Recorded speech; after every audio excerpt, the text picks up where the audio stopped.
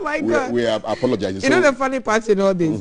The way all of you went into meltdown. Oh, the Queen has ordered all of you lot. Well, yeah. The Queen has ordered. Yes. Which Queen? Manchester United. The Queen of England. And then it turns out.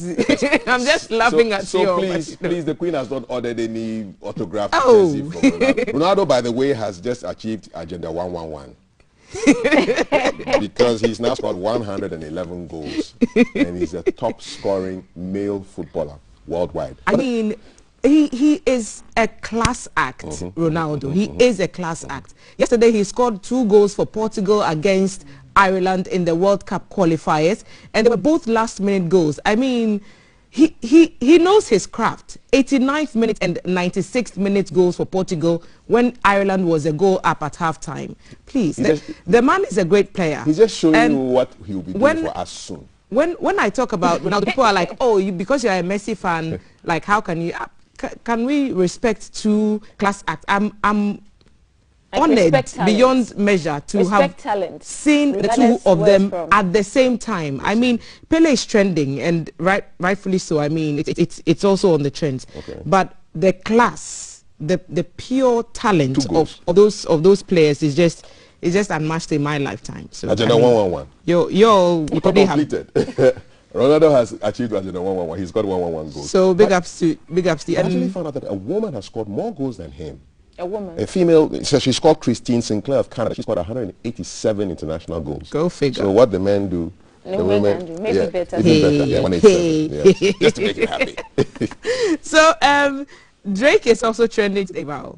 Yes, because he's released some. His album is, and then he's released the people who are actually going to be on his album. Some of the acts, like he has really big names, like he has Jay-Z on there. Exactly. Drake. Yes, Drake. But then what's making it trending is the fact that the people who are on his album. Young Thug. Yeah. Future, Jay-Z, 21 Savage, Young Thug, Lil Baby, Lil Durk. It's a lot, and so yep. I mean, the names are Young Thug. Yeah, that's a rapper's name. When he becomes old, he'll be Old Thug. Old Thug, yeah. Okay. Old Gangster. OG, yeah. So the album is the Certified Lover Boy, and I see. If you love Drake. Certified Lover Boy. Yes. Drake would have been a male duck, but these days, a BlackBerry and Apple were fruits. Windows and things. An apple was a fruit. Exactly. So was a BlackBerry. But here we What else is trending? They said some thieves. They went and found trouble for themselves. What happened? And they went and stole some money. Now they returned it to the fetish priest. I think they are afraid. Ooh, okay, so the money did belong to the fetish priest. I don't even know. They stole his money. So you're telling us that the thieves have returned the money to the fetish priest. So this text is Chonagawe. You know that thing where when something goes missing and you're like, okay, you don't have to say anything. Once you say you're taking it to a shrine, better still, there's a place in the Volta region. No Gokbola. No Gokbo. Touche. Yes. And so, yes. Very powerful. Yeah. Really? Yeah. I can tell you that. On authority. Oh, can we stop that?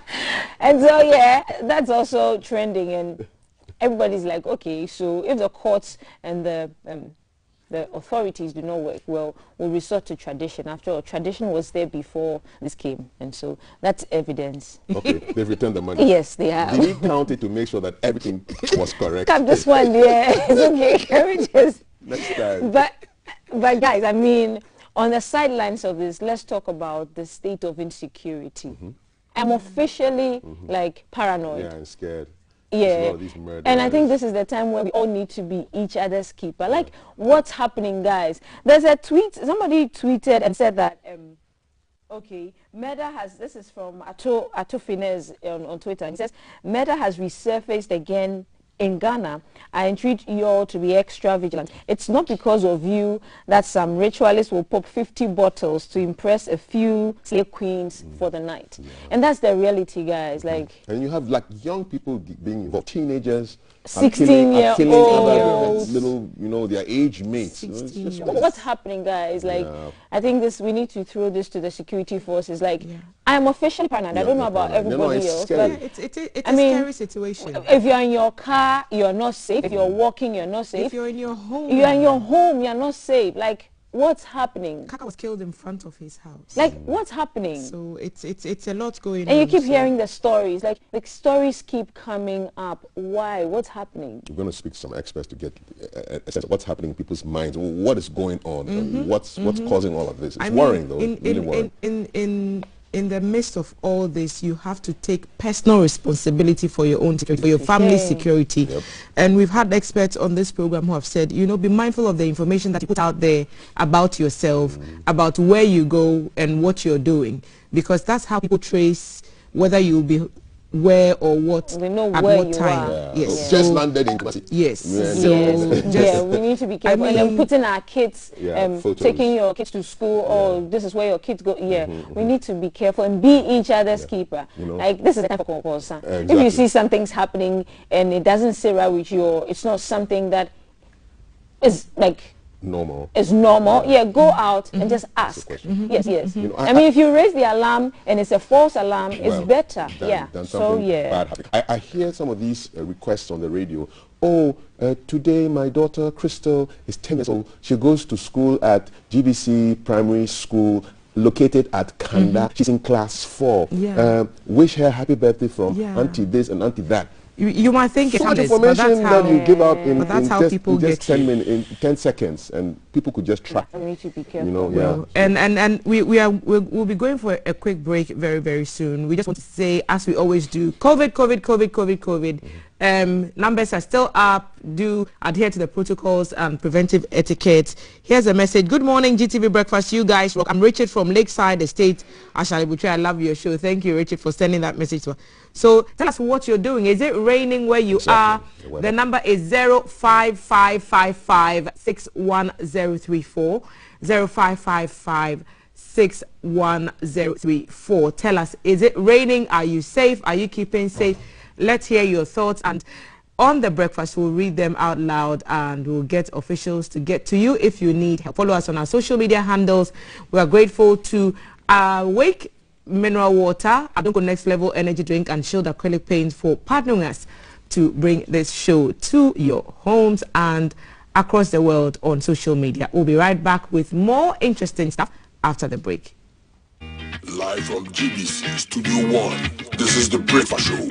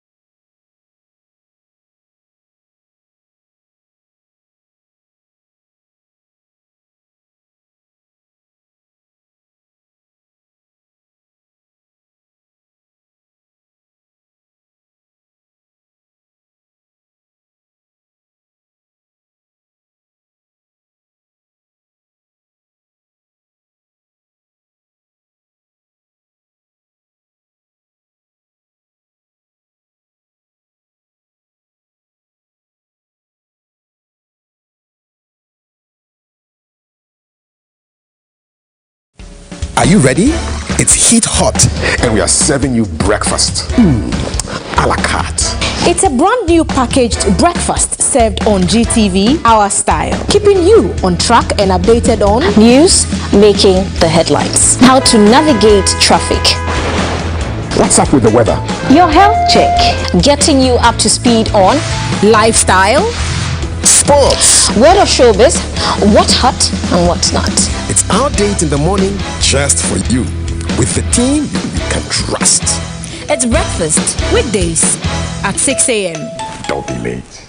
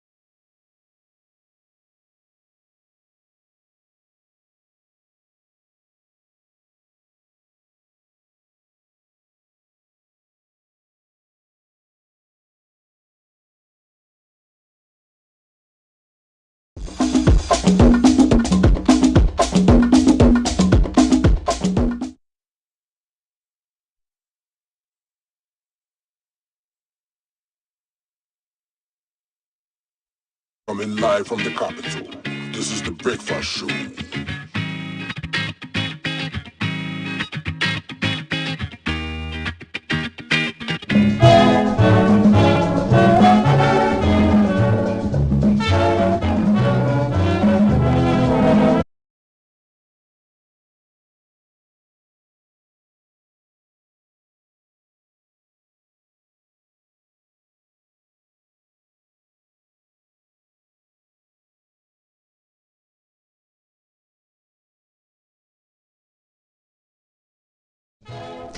Our Kwame Nkrumah quote of the day there. Remember, we are celebrating Ghana's first president this month of September, the month of his birth.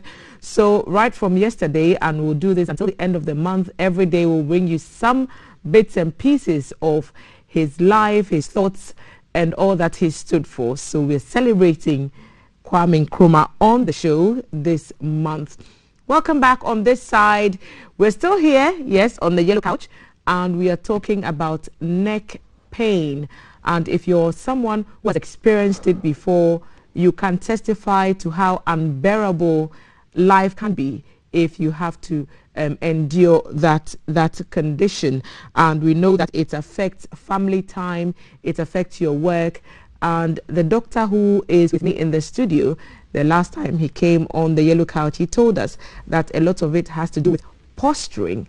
And so we'll get into the details of that conversation. What should you do if you find yourself suffering from neck pain? And I keep saying neck pain, but there's an official term for it. And I'll allow Dr. Brian Cox, CEO of the Spinal Clinic Limited, to give us all the details about how to even say neck pain in the official medical term. Good morning. Welcome once again, Doc. How are you? I'm very well, thank you. You're looking very lovely today. Thank you.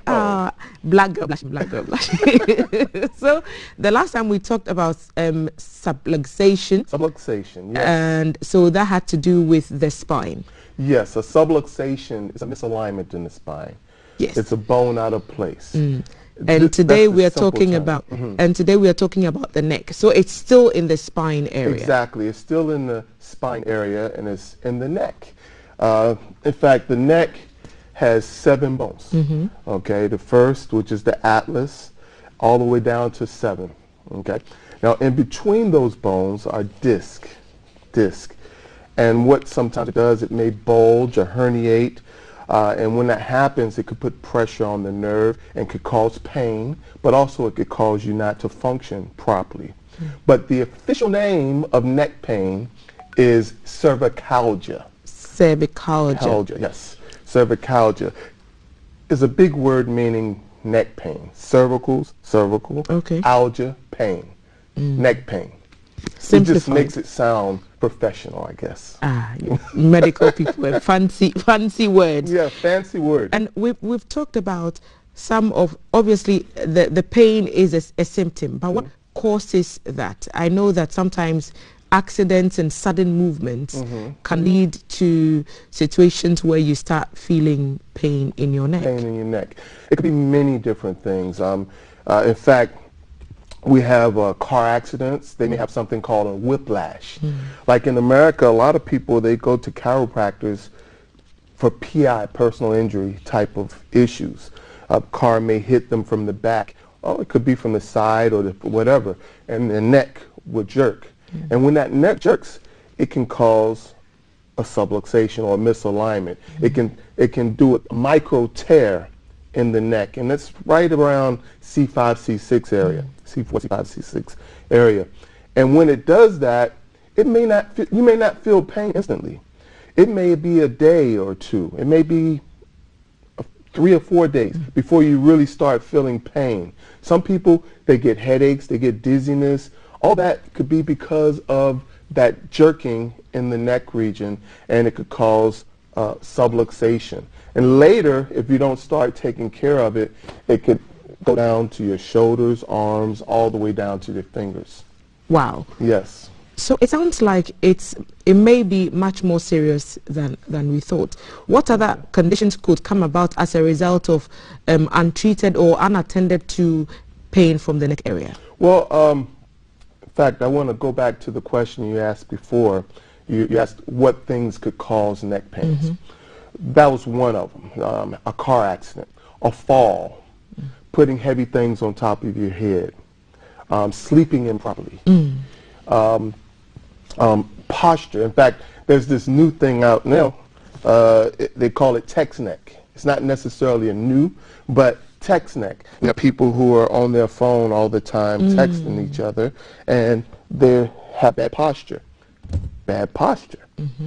So when you slouch, you can get neck pain. When you're slouching, even when you're walking, because did you know that your head weighs 8 to 12 pounds? I found out recently because I had neck pain, and I felt like I was carrying my head on my head. So your head weighs 8 to 12 pounds. In fact, people in TV land, your head weighs 8 to 12 pounds. Wow. Now, when, you know, it literally weighs 8 to 12 pounds, but let's say it goes forward 1 inch. If it goes 1 inch, you're adding 8 to 12 more pounds to your head. So that's double the weight of your head. Exactly. 2 inches, 24 pounds. 3 inches, 36 pounds. So some people are walking around with a 100-pound head or a 50-pound head.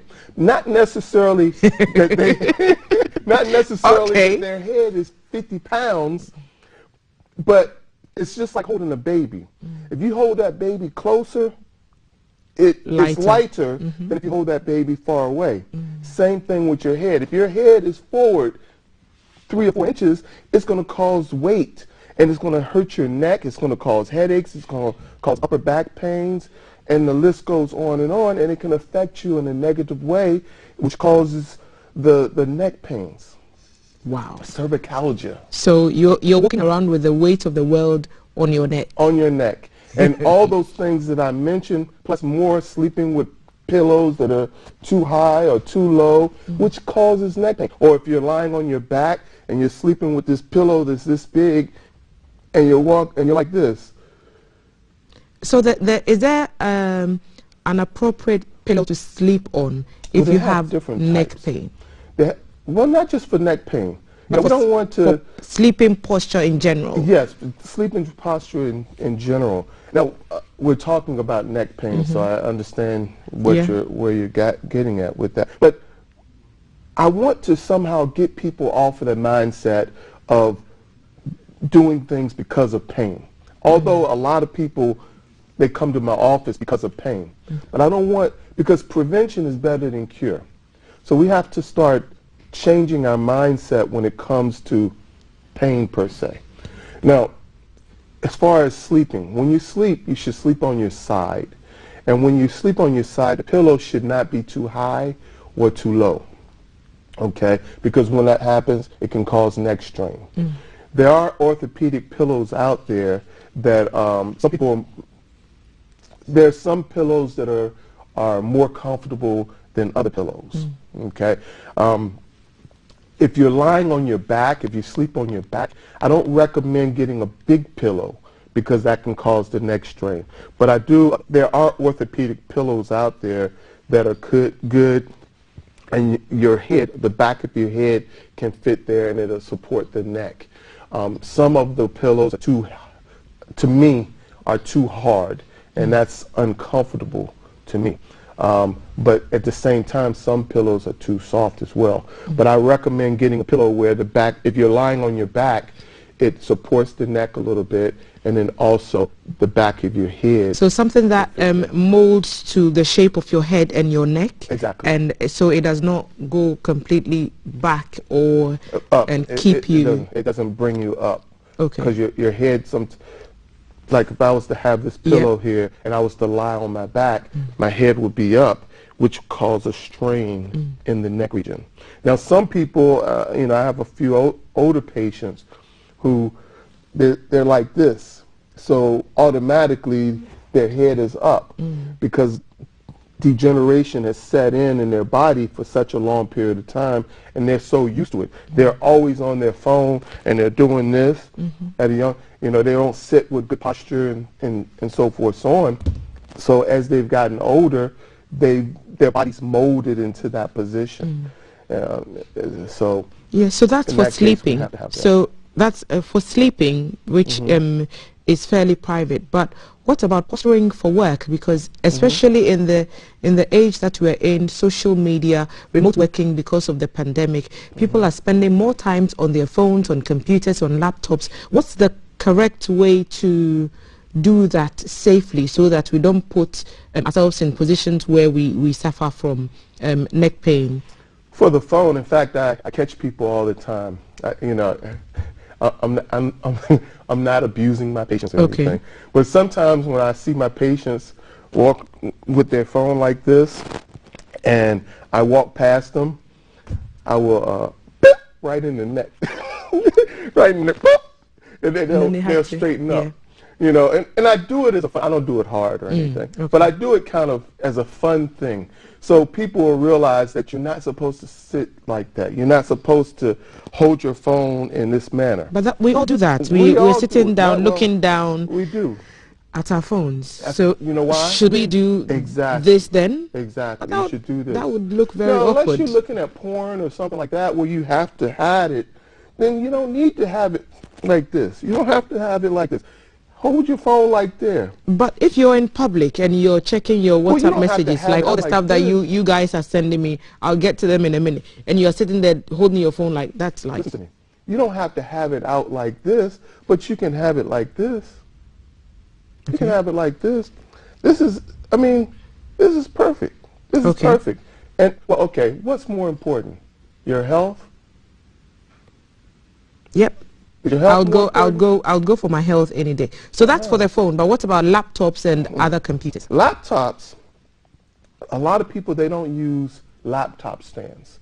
And I recommend that everyone... Isn't your lap supposed to be the stand for laptop? No, by name? You're still in this type of position. Now, if you're going to put the laptop on your lap, well, first of all, studies state that you shouldn't have the laptop directly on your lap. Should change the name then. Yeah, they should change the name. But if you actually have to do that, if you can get a pillow and put it up, so now your posture is a little bit better, but also it's better, the radiation and all that is not, it doesn't burn your legs as well. So you can put the laptop like so, and ta-ta-ta. But even then, the reason why you should have a laptop stand is because you're more ergonomically correct. When the laptop stand goes in this type of manner, is in the angle. So now it's less likely you'll have carpal tunnel, and your neck will be more aligned with the screen. With the screen, as well as with your hands. So you're more your posture is correct, is better, is more in line. So we've talked about sleeping appropriately, using appropriate pillows. We've talked about using our phones and computers appropriately. But there are people whose job it is to use their heads to carry heavy loads. Right. What would be your advice then for people like we have our sisters who are KIA, we have other people involved in businesses where they carry heavy loads on their head? That's a trick question. You know that, right? Because they have to work. They have to make their money. Now, if you look at scientifically, it makes sense because it makes sense to put it on your head as opposed to carrying it.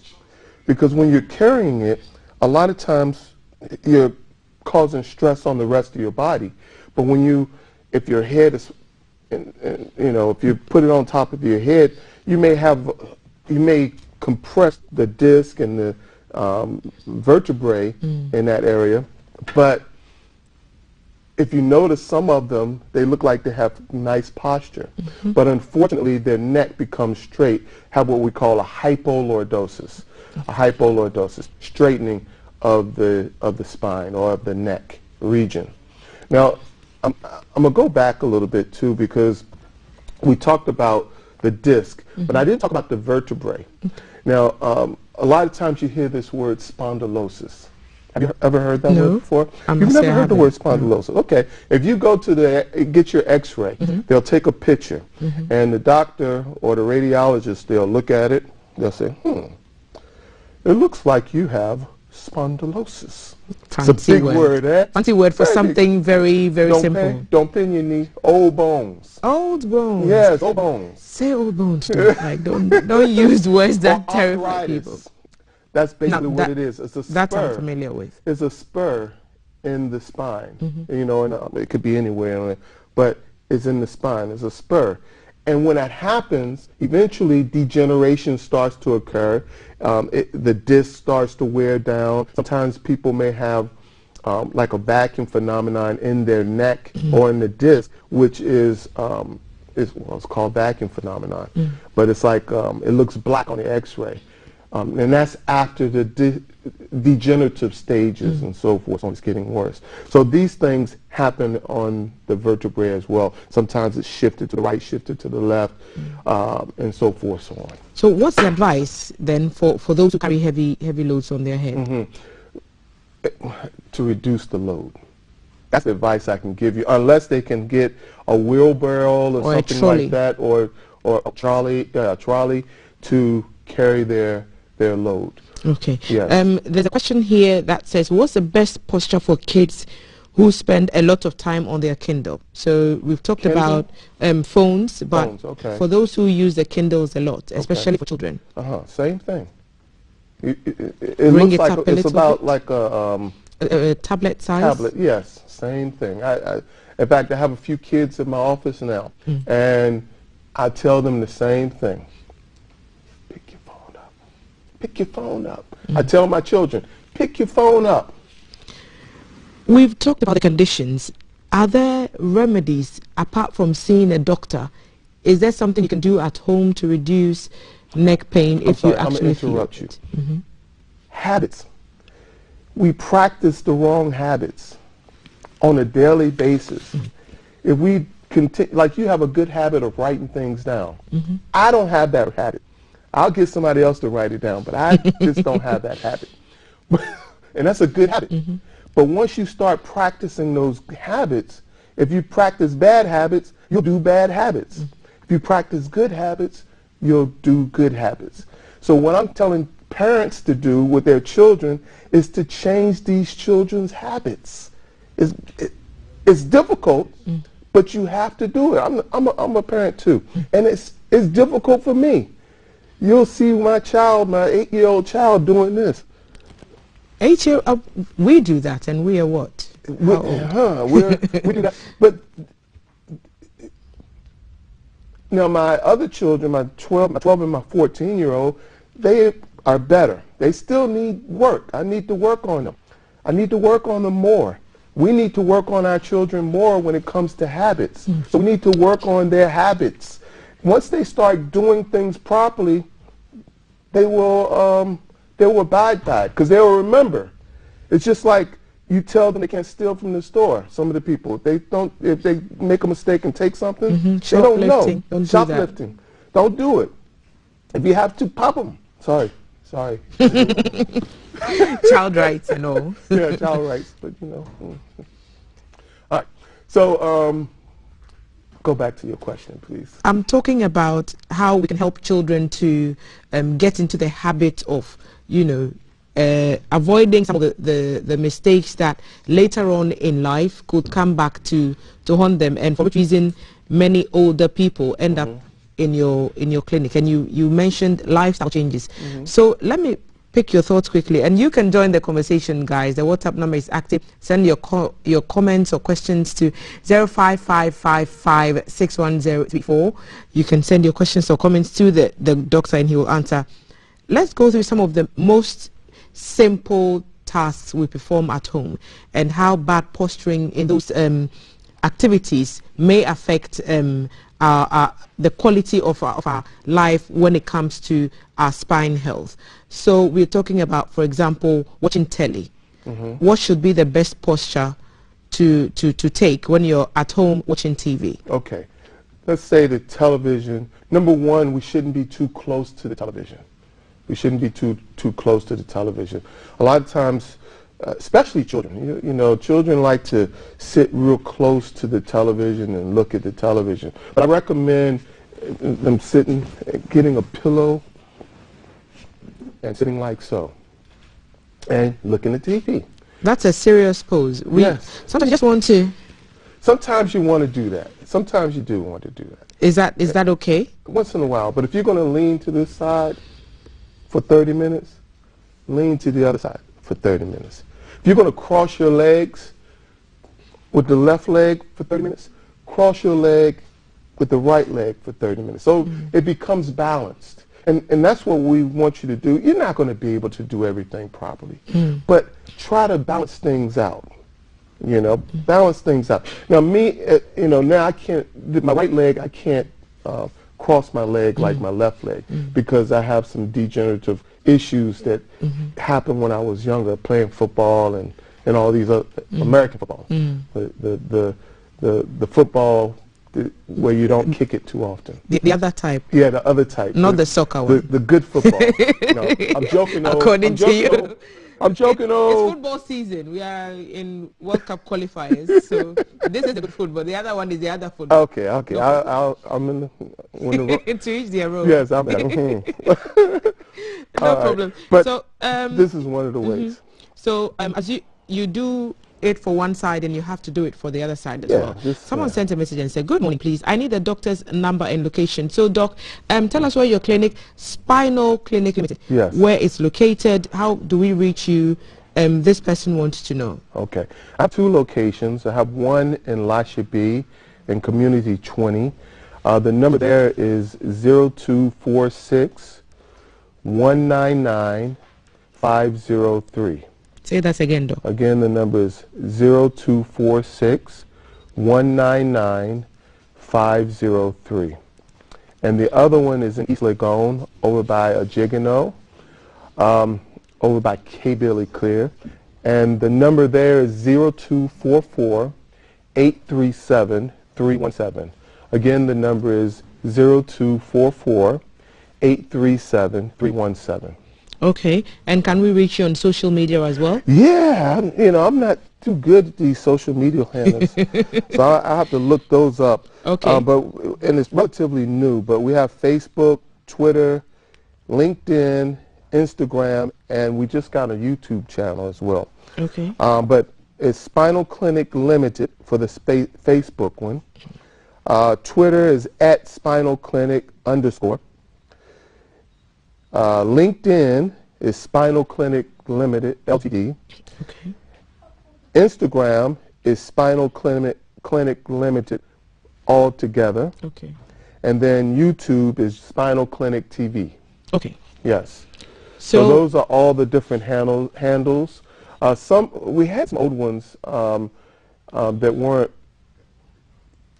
done properly or whatever, but we're starting some new ones there. Okay, so we've got your numbers for you there. You sent that message asking for the numbers. Doc, how can we manage?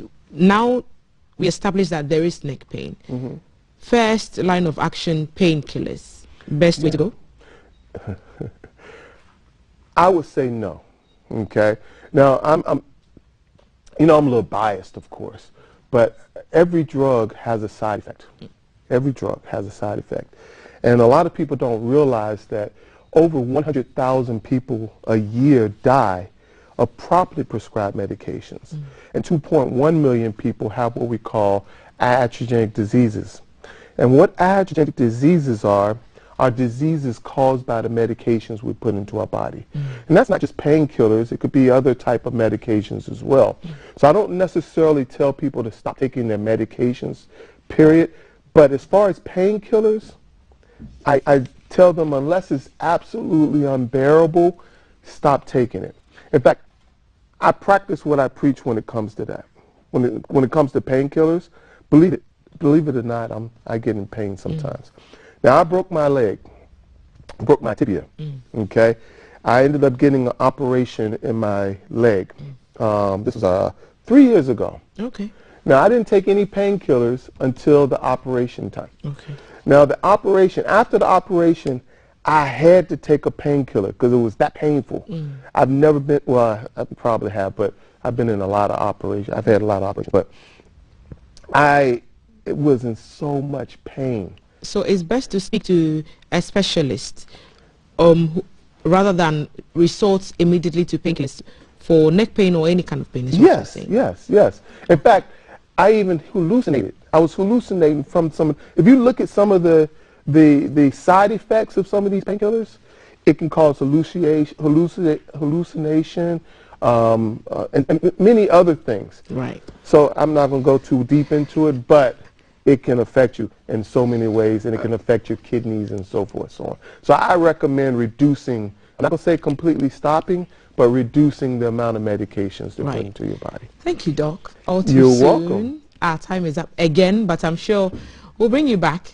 No problem. We'll have the opportunity to talk about the spine a bit more and some of the conditions that we can avoid. Okay. And you can advise on the best ways. I hope you all learned something. I'm sure we all did. I definitely did. Well, so good. Very grateful for your company. Dr. Brian Cox, CEO of the Spinal Clinic Limited. He's a specialist and he will help you with any kind of pain. The offices, Lashibi and also on East Legon, he's given us the numbers already, so you know how to contact him. And we'll be having another sit down to discuss another medical concern, which is drug addiction, a bit later on in the show, and you don't want to miss that discussion. Right now we'll have Kaf sitting down to do the headlines, so top stories in the papers. I'll be right back to do that after this break. Don't go away.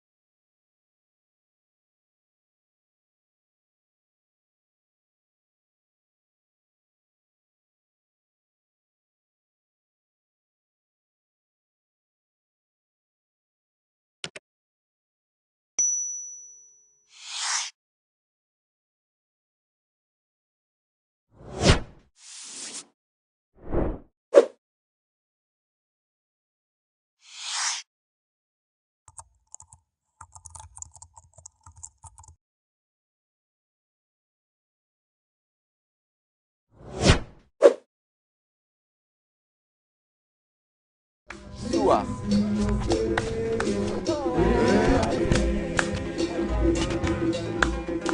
we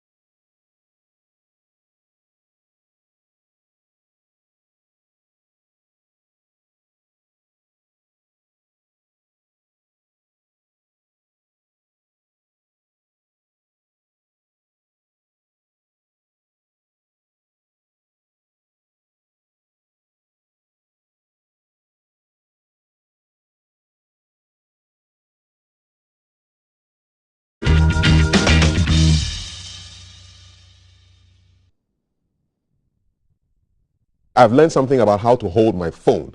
So this time, I'm not going to be doing this all the time. I'm going to be putting the phone like this and learning from Thelma and Dr. Cox. Okay. So I'm reading right now a message from the Ghana Meteorological Agency on Twitter. Follow them at Ghana Met, and they want to let us know that this is the latest as far as the rain situation is concerned. This was tweeted just an hour ago.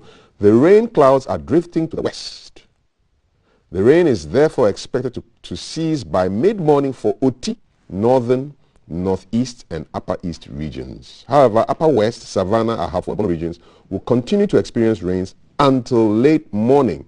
All right? The rain is subsiding over most parts of eastern Volta and Greater Accra regions. The cloudiness will persist with intermittent rain this morning. Ashanti, western, central, and western north regions are expected to experience rains until early afternoon. So these are the latest updates, and I'll be giving you more updates on that. What's the weather like where you are? 055-556-1034.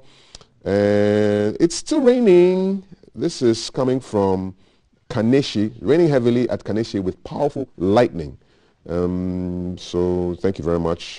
Give us your name so we know who you are. And talking about the murders that are happening in the country, you want to speak about the spiritual side. That's not spoken about. The church also needs to be called upon for them to engage their prayer warriors to stop every demonic horde of murder invading Ghana. Thank you very much. Let us know your name and where you are reaching us from. There are conversations on tattoos and drug addiction coming up on today's show, and we'll be keeping an eye on developments around the capital. But for now, what's it like where you are as far as the rain is concerned? I'd like you to share with us 055-556-1034. My guests in the studio, the Honorable George Low, who is the Vice Chairman for the National Democratic Congress in the Volta region, as well as the Deputy Minister for Sanitation and MP for Sisala East, the Honorable Amidou Isahaku. Gentlemen, you both welcome. Thank you. What's the weather situation like where you were coming from? Well, mine started around 4, okay, and I suspect it will still be raining. You know, I come from, I don't know if you know, I come from very close, okay, Dodoa. Okay. Yes, and it's been raining there for a while now. Situation? Well, I left home around 5, yes, so you cannot. Let's not go sure. All right. I almost did that. The temptation was great. Yes, yeah. Honorable. Well, I slept late last night, so okay, in fact I didn't take notice when the rain started. Yeah. I just woke up and realized that it was raining, and I mean, it brings forth the need for us to look at the way we put up our structures. I mean, major roads, and you find this little rain and there's water all over the place. Yeah. It tells you that the way we spring up structures, yes, we don't make provision for proper drainage system, and any little rain, you find water on even the highway Yeah. So, and you are the number two man in the ministry. So disturbing. Sanitation and water resources. I mean, the resources must be channeled for good, but it appears that when it rains, we should be worried in this country. Yes. But it's not just about, I mean, policy issues coming, but then the attitude of people to also need to be looked at. I mean, people just build indiscriminately and throw their garbage anyhow, and I mean, the few drains that we have get blocked, and then when it rains, the water don't find its way. But I think the Ministry of Works and Housing is actually in charge of the drainage system and all that, not sanitation. But when it comes to managing waste, which also affects the drainage system, then the Ministry of Sanitation what also comes in. Yeah, so we are collaborating. Yes. So what are the agencies under your ministry that would deal with issues of water resources and sanitation? Well, so far we only have agencies that deals with water directly. We have Ghana Water, we have Community Water, we have Water Resources Commission. But in terms of sanitation, it is the private sector that we deal with. It is now that we are trying to create a National Sanitation Authority, which will be an agency under the ministry to handle matters of waste. Yeah. So are you saying that you don't regulate sanitation issues? We do. The mainstream ministry does it in partnership with the private sector. But we don't have a direct agency that is directly into issues of waste management. So how are you going to make Accra the cleanest city in we are doing that, Africa? Like I've said, we are an agency that can take care of we are doing that in collaboration with the private sector. But then that is why the ministry has also proposed the establishment of National Sanitation Authority, and the documentation has been submitted to cabinet, and then some review was asked to be done, which we have done now. So it is going to go back to cabinet and then to parliament for approval. Your administration is 5 years into its term. Why is it taking so long for an agency for sanitation? Well, I think when sanitation is in your portfolio. I think you should also remember that this is not an old ministry. Sanitation was actually under local government, and then water was under Works and Housing. It was only in 2017 that the ministry was created. That's 4 years ago. Yes, as a result of the need to have an agency handling sanitation. That is how come the process started. But you know, lawmaking takes a little time. It takes you 4 years to set up an authority for sanitation. Well, my senior is here. He knows No, he's not in the seat. You are in the seat. I know. But I'm saying that in terms of lawmaking, it takes a bit of time. Why should it take 4 years? Well, I don't think that the issue started exactly in 2017. No, but you took over in 2017 on the 7th of January. Yes, but at the time that the ministry was established, there was no agency that is directly in charge of sanitation. But you are there so it was so it's as part of the vision of the new ministry, then the processes were triggered for us to have an agency that directly oversee sanitation. Is this a world record? I mean, 4 years to set up an agency to oversee I don't think it's 4 years. I'm saying that it's something that used not to be there. But now it is. I mean, we have started the process. It's still not there. The agency is still not there. We are getting there. What is the timeline? I can't give timelines because normally it's not right if you are not sure of something, then you put out. And then later it's found out that you are rather lying to the public. I wouldn't want to. As I sit here, I cannot give timelines. Range. I have to. Range. Well, my hope is that between now and middle of next year, we should. You know, once cabinet approves it, it has to go to parliament. It has to go through some processes. So, is your minister a cabinet minister? Yes, she is a cabinet minister. Thank you very much for giving us the update. The president has some special interest in water and sanitation matters, so he's made But it's not obvious because there's no agency to deal with sanitation. Oh, but the ministry itself has been dealing with sanitation. I see. In partnership with the private sector. Okay. All right. Let's talk water issues because 9 have perished in a canoe disaster following flooding in the northeast region. So the weather matters are causing a lot of problems in this country. It's a headline also on the front page of today's graphic. when I find it. There it is. Okay, thank you very much. All right, so 9 die after torrential rain in Northeast. It's pretty sad. So their canoes in which they were crossing streams to their destinations capsized in the Northeast region. The disaster followed recent flooding that hit the region, resulting in the rising of water levels of streams and rivers, destruction of houses, properties, and displacement of people. So NADMO has confirmed this story. They confirmed the Ghanaian Times yesterday, and they were crossing a stream at Chiriponi, in the Chiriponi district. And so this is not just the only case of destruction that will arise because of the weather situation that we're experiencing these days. Pretty sad. I feel sorry for the families of those people who have lost their lives. Your thoughts on how the relevant authorities are handling these circumstances, unforeseen or otherwise? Well, Kofi, let me use the opportunity to say good morning to our cherished viewers across the nation, and congratulate you and say good morning for the good work you're doing. Thank you. Kofi, you see, I believe that half the time our agencies are not up to the task.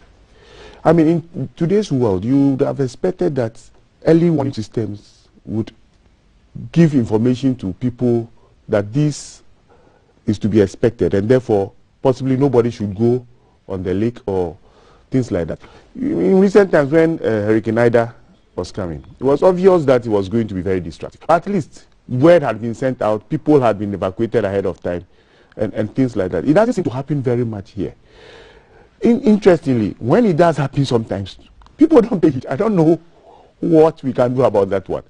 Because look at this Bagri Dam thing. I think that for about a week or so, information has gone out that they are about to open and that people should move upstream. I don't think everybody did.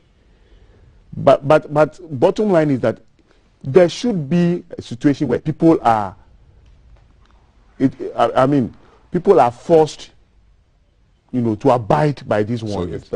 So if force must be applied. People must be moved. Because you see, one life lost is a life too many. We shouldn't allow this to happen. But it looks like everybody is sitting in their comfort zone. And well, so information is given out, nothing.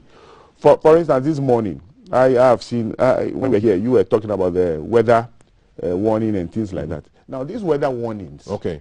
I mean, why didn't it happen maybe yesterday? Indeed. And on that weather warning note, let's just move to our man who is in the rain right now in the Ashanti region around Angloga Junction. Alan has a report as far as rush hour is concerned, or he's keeping an eye, or both of them. Alan, Machio, good morning.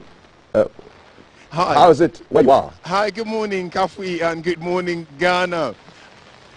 Well, by God's grace, not bad, but as you can see, it is absolutely pouring this morning. Weather hasn't been so friendly this morning with us in Kumasi. We're coming to you from the Angloga Junction. Traffic situation at this major intersection isn't that great.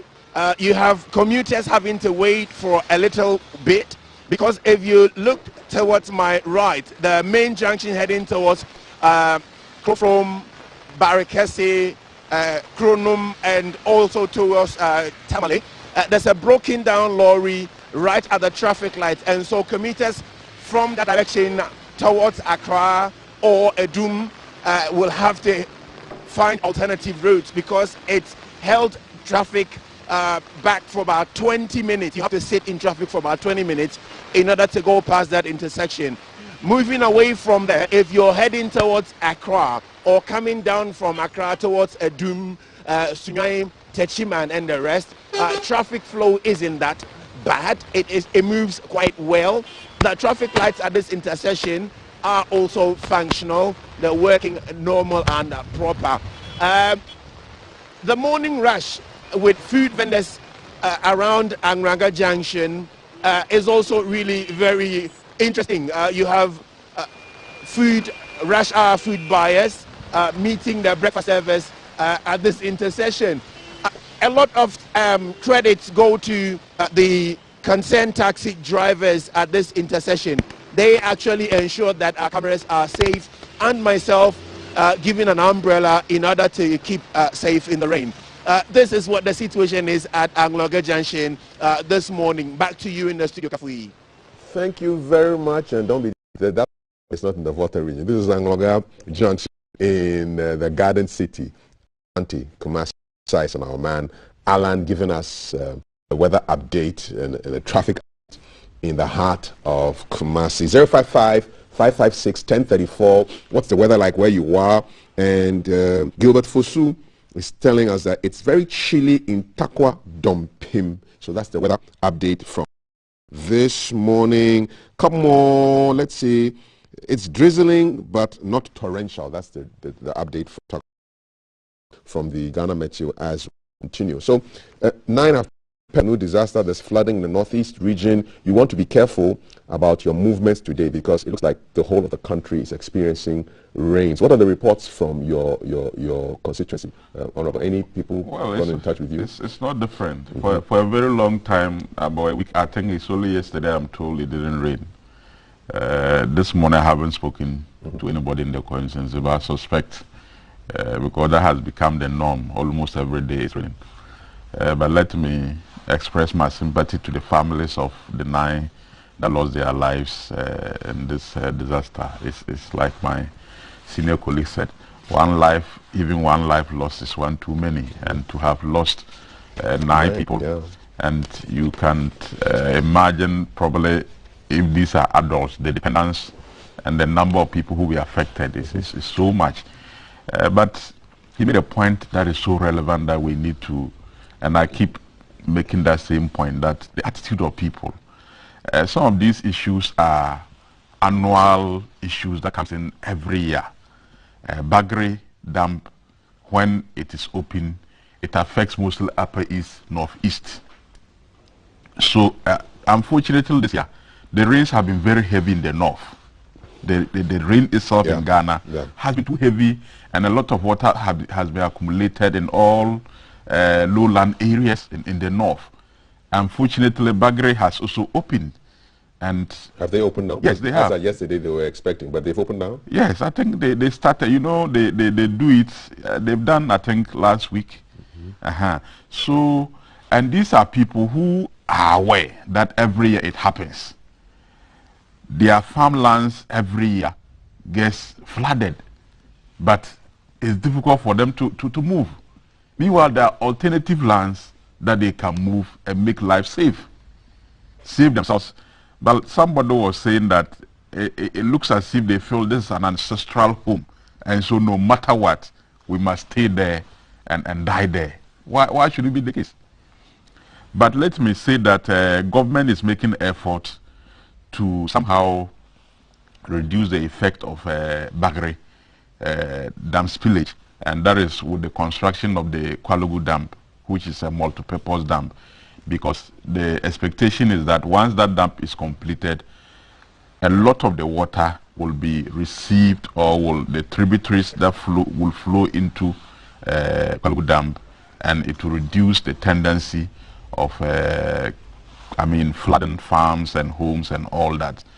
So once that dam is constructed, the expectation is that it will reduce the annual ritual of flooding and deaths and farms being destroyed, and a lot of poverty keep increasing because you farm this year, your farm is flooded, you get back to zero and you have to start all over again. I mean, it's not the best. But one other important thing that we have to work on is, I'm told there is some agreement between Ghana and Burkina Faso, so that they don't wait till the Bagre Dam is full to capacity, then they open suddenly. There should be some kind of gradual spillage. Gradual opening of the dam, so that it doesn't come so much and affect us. So when it gets to a certain point, they can just open it. I mean, you have little drops, so that the effect is not as much as we get every year. So I think that we as a country, we need to get to the Burkina authorities and have more engagement and see how we can ensure that principle of spillage gradually is enforced, so that we don't endanger the lives of our people. Okay, so otherwise our foreign minister needs to get to work and be talking to her counterparts, as well as your minister. Exactly. Indeed. So that apart from the Palugu Dam that we are hoping that once it's constructed, it will become a reservoir of receiving this spill water. Okay. We should also make sure that we have a very strong agreement with them, with Burkina Faso, that enables them to spill gradually, so that they don't do it when the thing is beyond a certain maximum and as they think, and then they just open it, and I mean it affects us so much. Well, you see, I think that I'm happy my brother is Deputy Minister for Water and Sanitation. So I think that the focus on water is not deep enough. Because, Kafi, I can prophesy to you that in 10 years, if we continue at this pace, we will have huge issues with water. Ghana and the riparian states, I mean those that we share water bodies with, everybody is looking at their interest. They are not too worried about what your interest is. But over here, I don't see the zeal for us to ensure that we protect our water bodies and also we protect our water sources. I'll give you one practical example. You know that in Ghana, there is a law that says that every borehole should be registered. Minister, you are aware. But have you ever seen a list of registered boreholes in this country? The sources of water is a problem. Who is supposed to, where do people register their boreholes? Well, the law is there, so I'm sure they have, it used to be, I think, local government. No, they do it through community water. Yes, but it's an agency under CWSA. Yes, but the point is, even companies, even companies drilling boreholes, there are too many of them in the system whose expertise we are unaware of, but these things are very, very, very crucial for our health. Most of the diseases going around is as a result of where people are drinking water from. Waterborne diseases. Yes, where people are drinking water from. We don't even know, because it's not just a matter of I'm going to site a borehole anywhere. People are siting boreholes near cemeteries. People are siting boreholes at places where, you know, the water table flows through something that has not been determined. I want to appeal to my brother that his ministry should focus more on water across board, because if there is any war that will fight in the remotest future, it will be over water. And not to talk about what this illegal mining is doing to water bodies. Galamsey. So we need to focus on water some more. I believe you can agree on that. Yeah, exactly. And the ministry is actually focused, and we are doing a lot. Okay. In terms of trying to protect the natural water bodies that we have, and also trying. And Kavi, I want to know what is the state of the Palugu Dam, because I remember it was unfair. The president said it was going to be the highest investment in the northern region. You know, 2 years ago, 3 years ago. Up to now, we haven't heard anything, and it's time is running out, because if all these numbers are dying because of some of these things, maybe that dam alone could avert a lot of things, but we don't seem to see that anything is going on. Well, as for the dam, I think it's under construction. It's under construction, but I don't know the stage it has reached. I'm not too sure that it has started. I am not too sure. We shall send our cameras. Yes, please. But you see, there's something I wanted to say with regards to the deaths. The 9 people who died. You know, northeast. Sometimes as a people, we shy away from making very strong statements about the conduct of people, and it doesn't help us.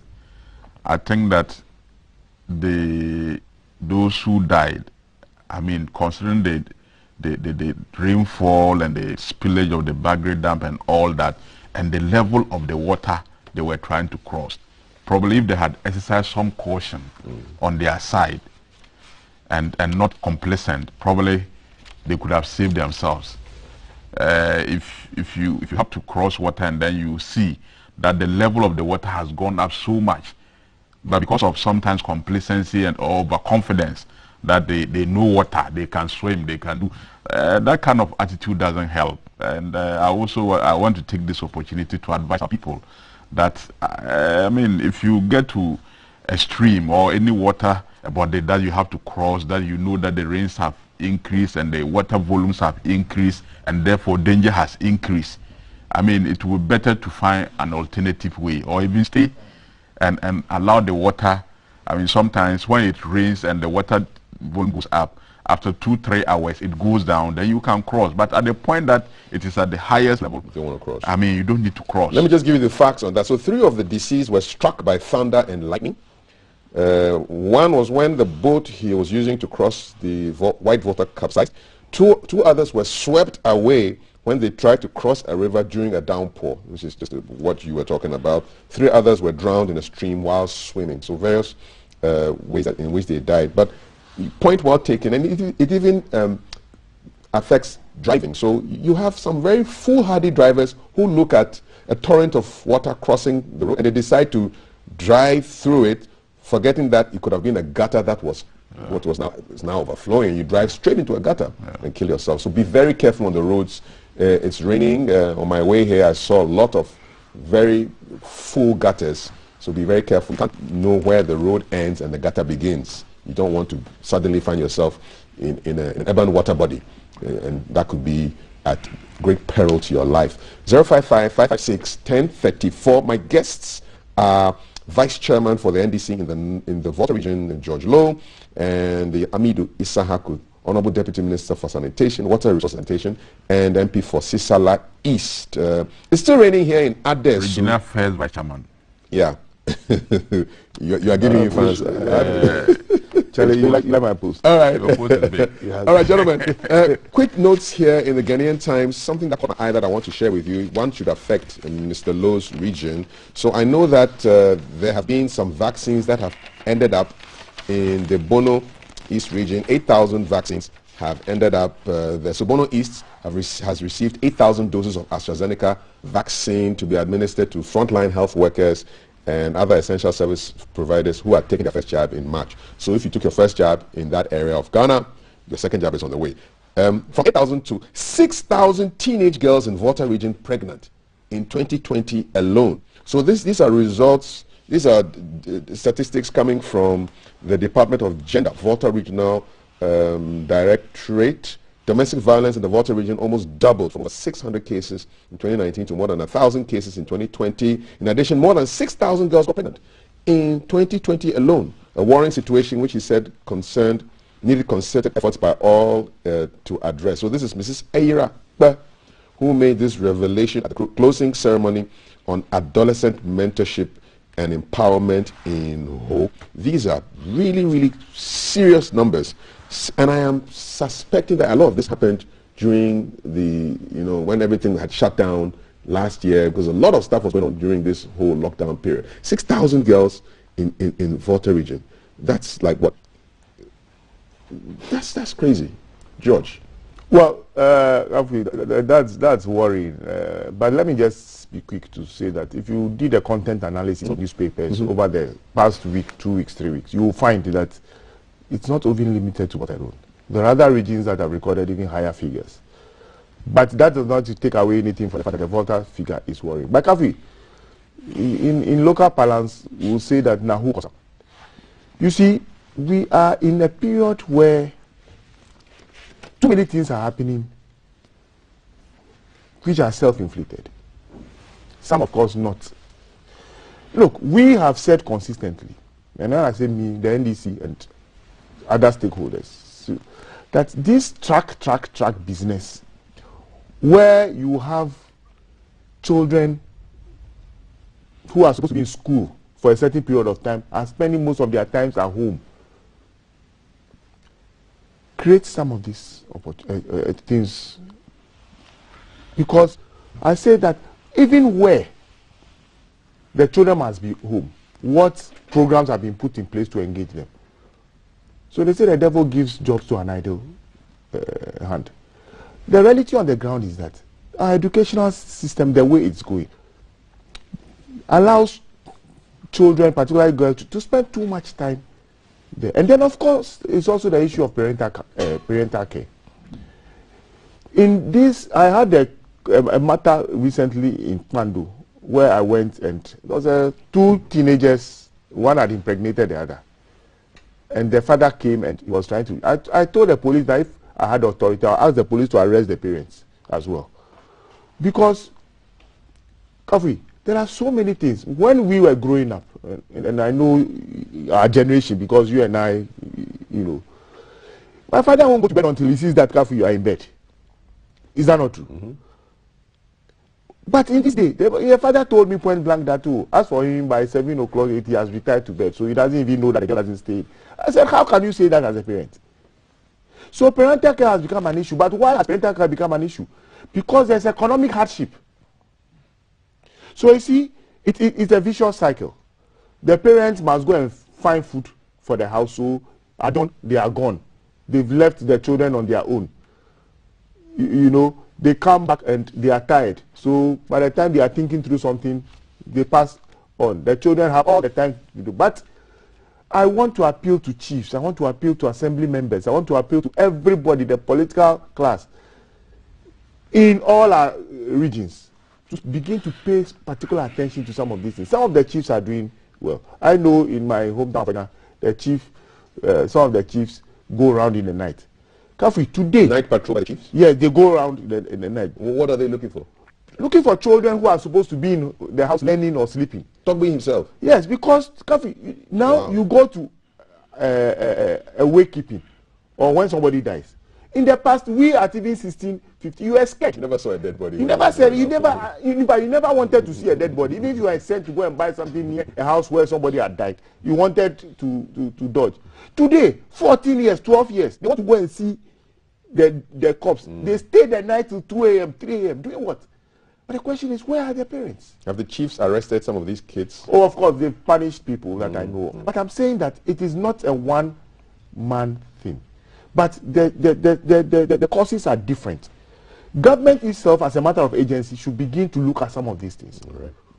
Okay. Because, once there is hardship in the system and it does not be cured, parents have to go through a certain stress. And that stress makes them renege on some of the responsibility and focus on supervision of the kids and things like that. Okay. In the past, when they were in school, most of them were in maybe secondary school and things like that. Then they stayed in school under supervision for a longer period of time. But today, they spend more time at home than in the schools, and that is cause for alarm. Let me bring in Deputy Minister. So, Mr. George Lowe says a double track is increasing pregnancy amongst adolescents. Issues of hardship, which is keeping parents away from the home, and they cannot supervise their children adequately.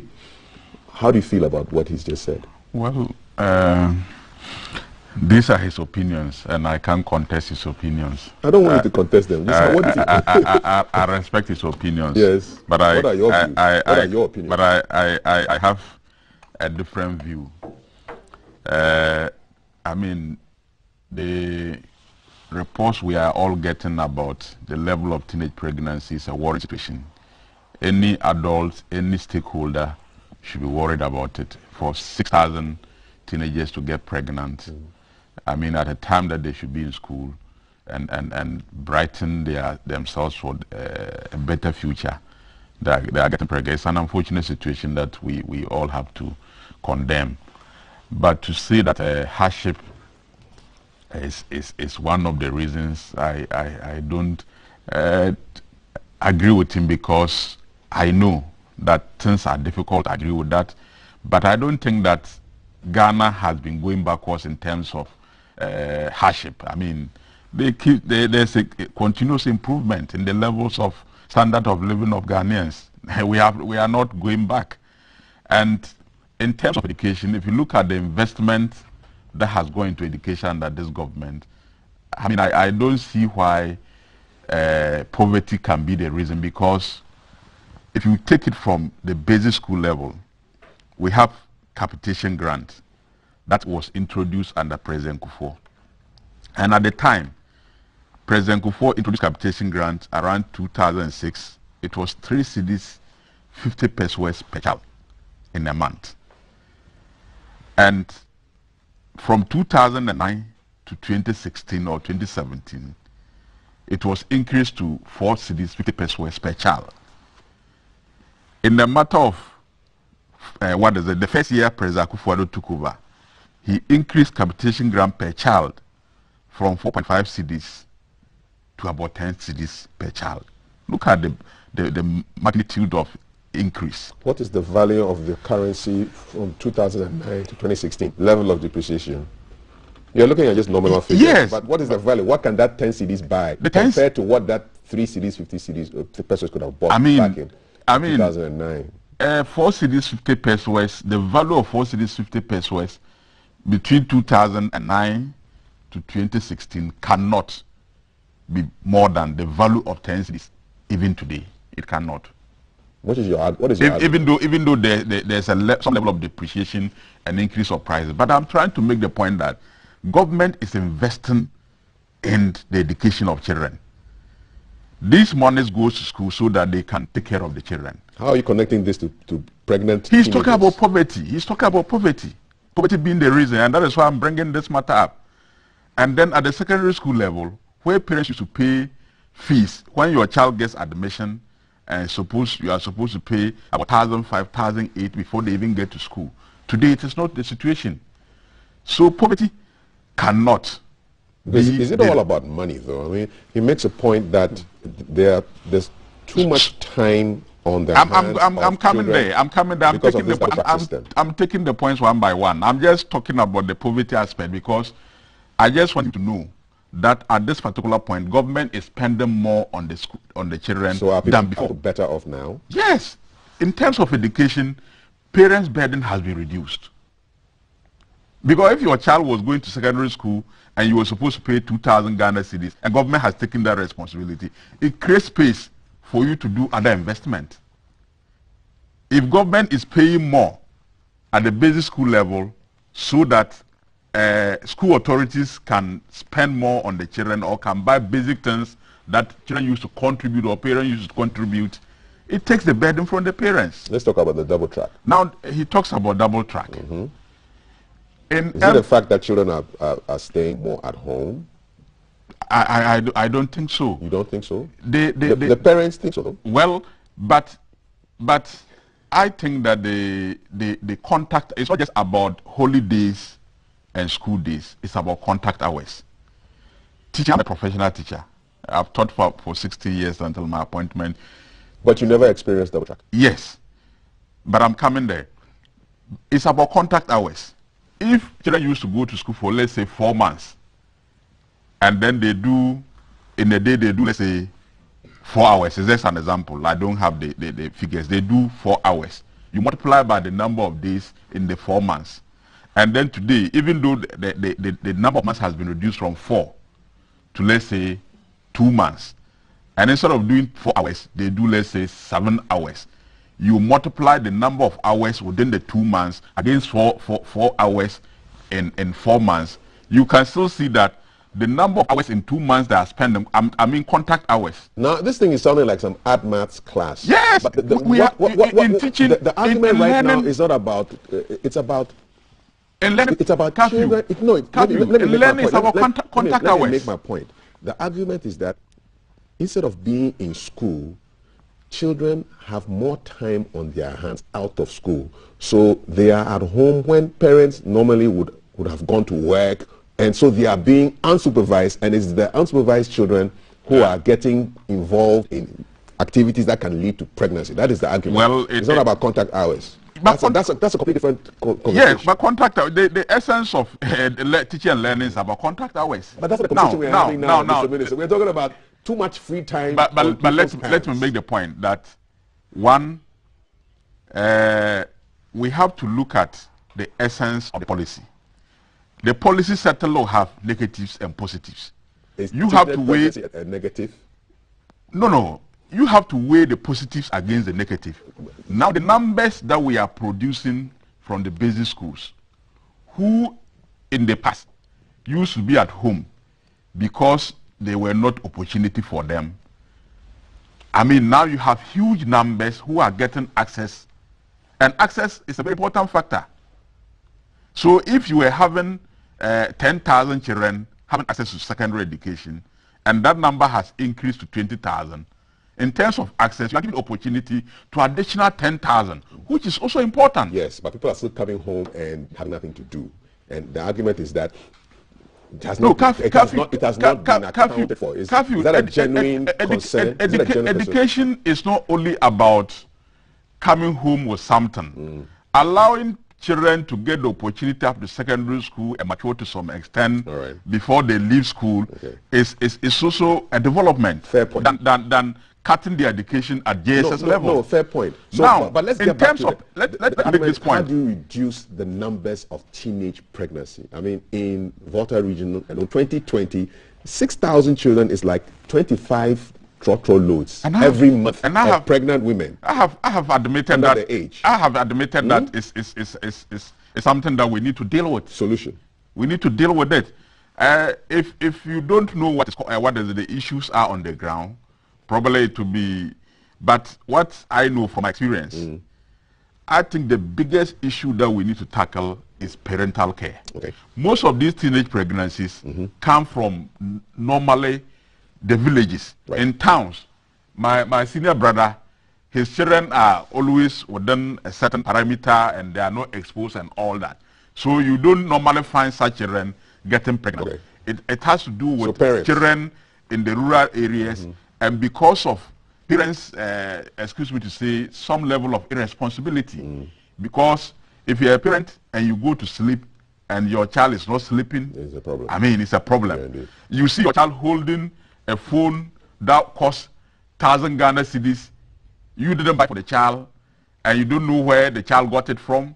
You see your child wearing a dress that you didn't buy, very expensive dress, and you don't ask where the dress is coming from. I mean, all these things, I mean, at the local level, result in these teenage pregnancies. So parents, so I'm sure if parents pay attention to their children, make sure when before you sleep, your children are sleeping.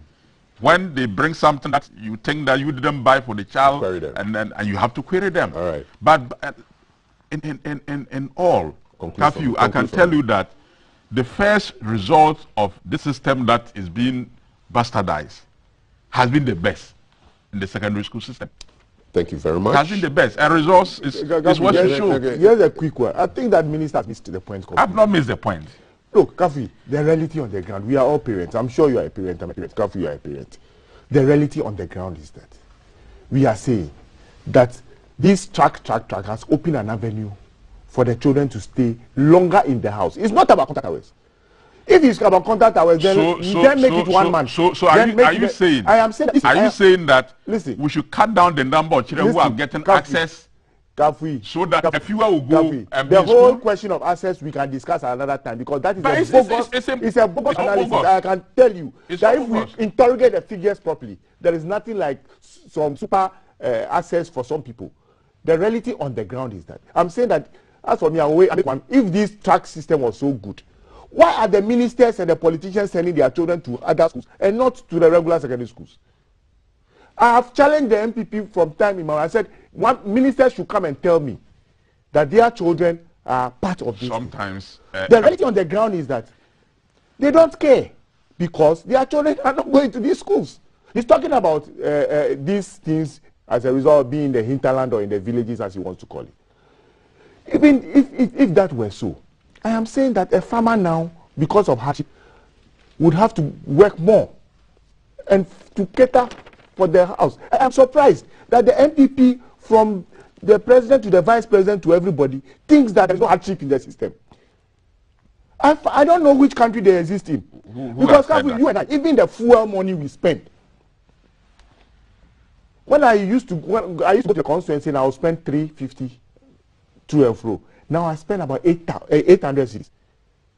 So every weekend you have to look for 800 to go, and they are telling you that things are normal and that there is no hardship. Oh my God! Then I don't know which part of Ghana they live in.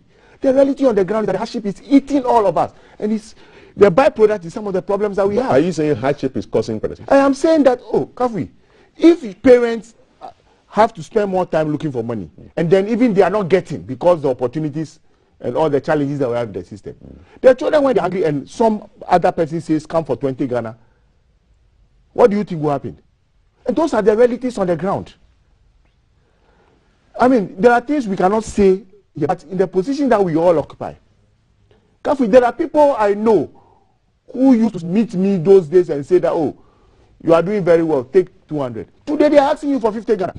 What are you saying? The things have changed. So for you to come and say that there's no hardship, is that what you please, said? You should move away from that. He's setting an agenda for himself. No, really? To do his politics. But the point is no, it's not about politics. The point is but the reality on the ground is that there is hardship in the system. Let's admit.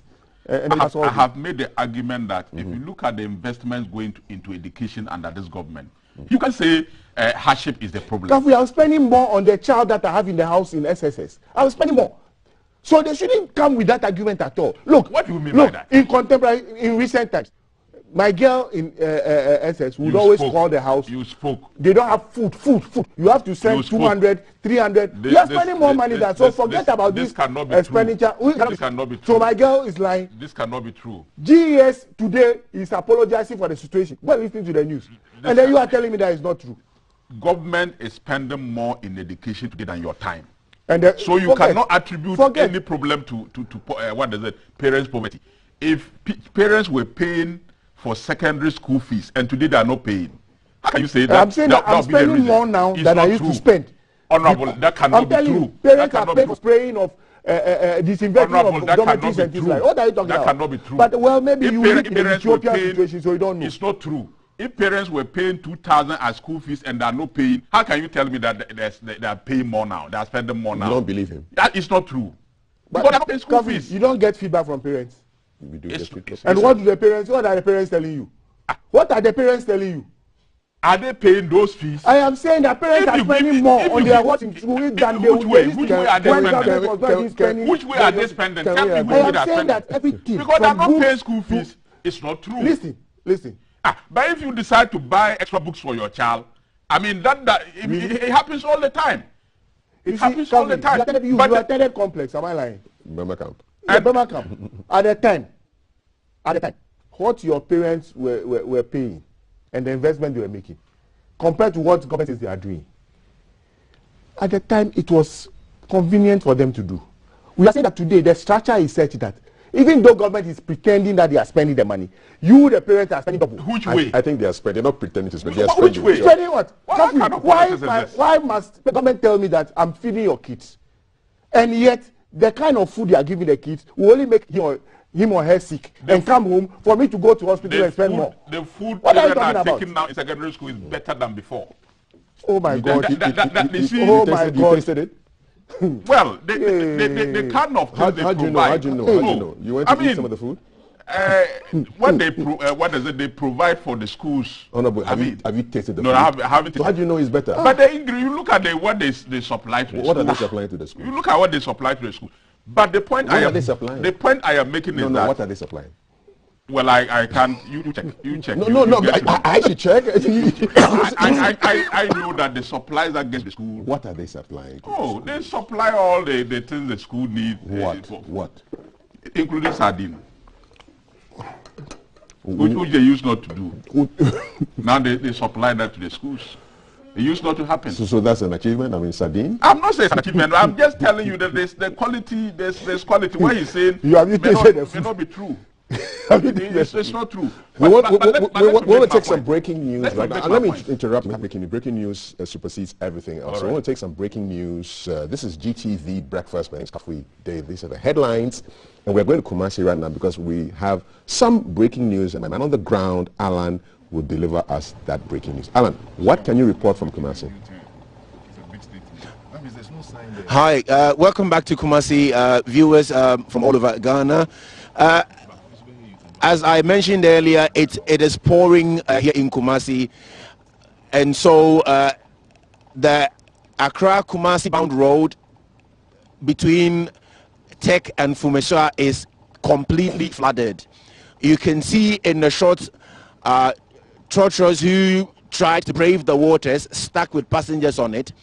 Commuters are therefore having to use the Kumasi bound Accra road, right? And so the one lane or the one stretch has become a dual for those going to Kumasi and those heading to Accra. You can see a brave driver in a 4x4 Mitsubishi truck braving the waters in order to go through.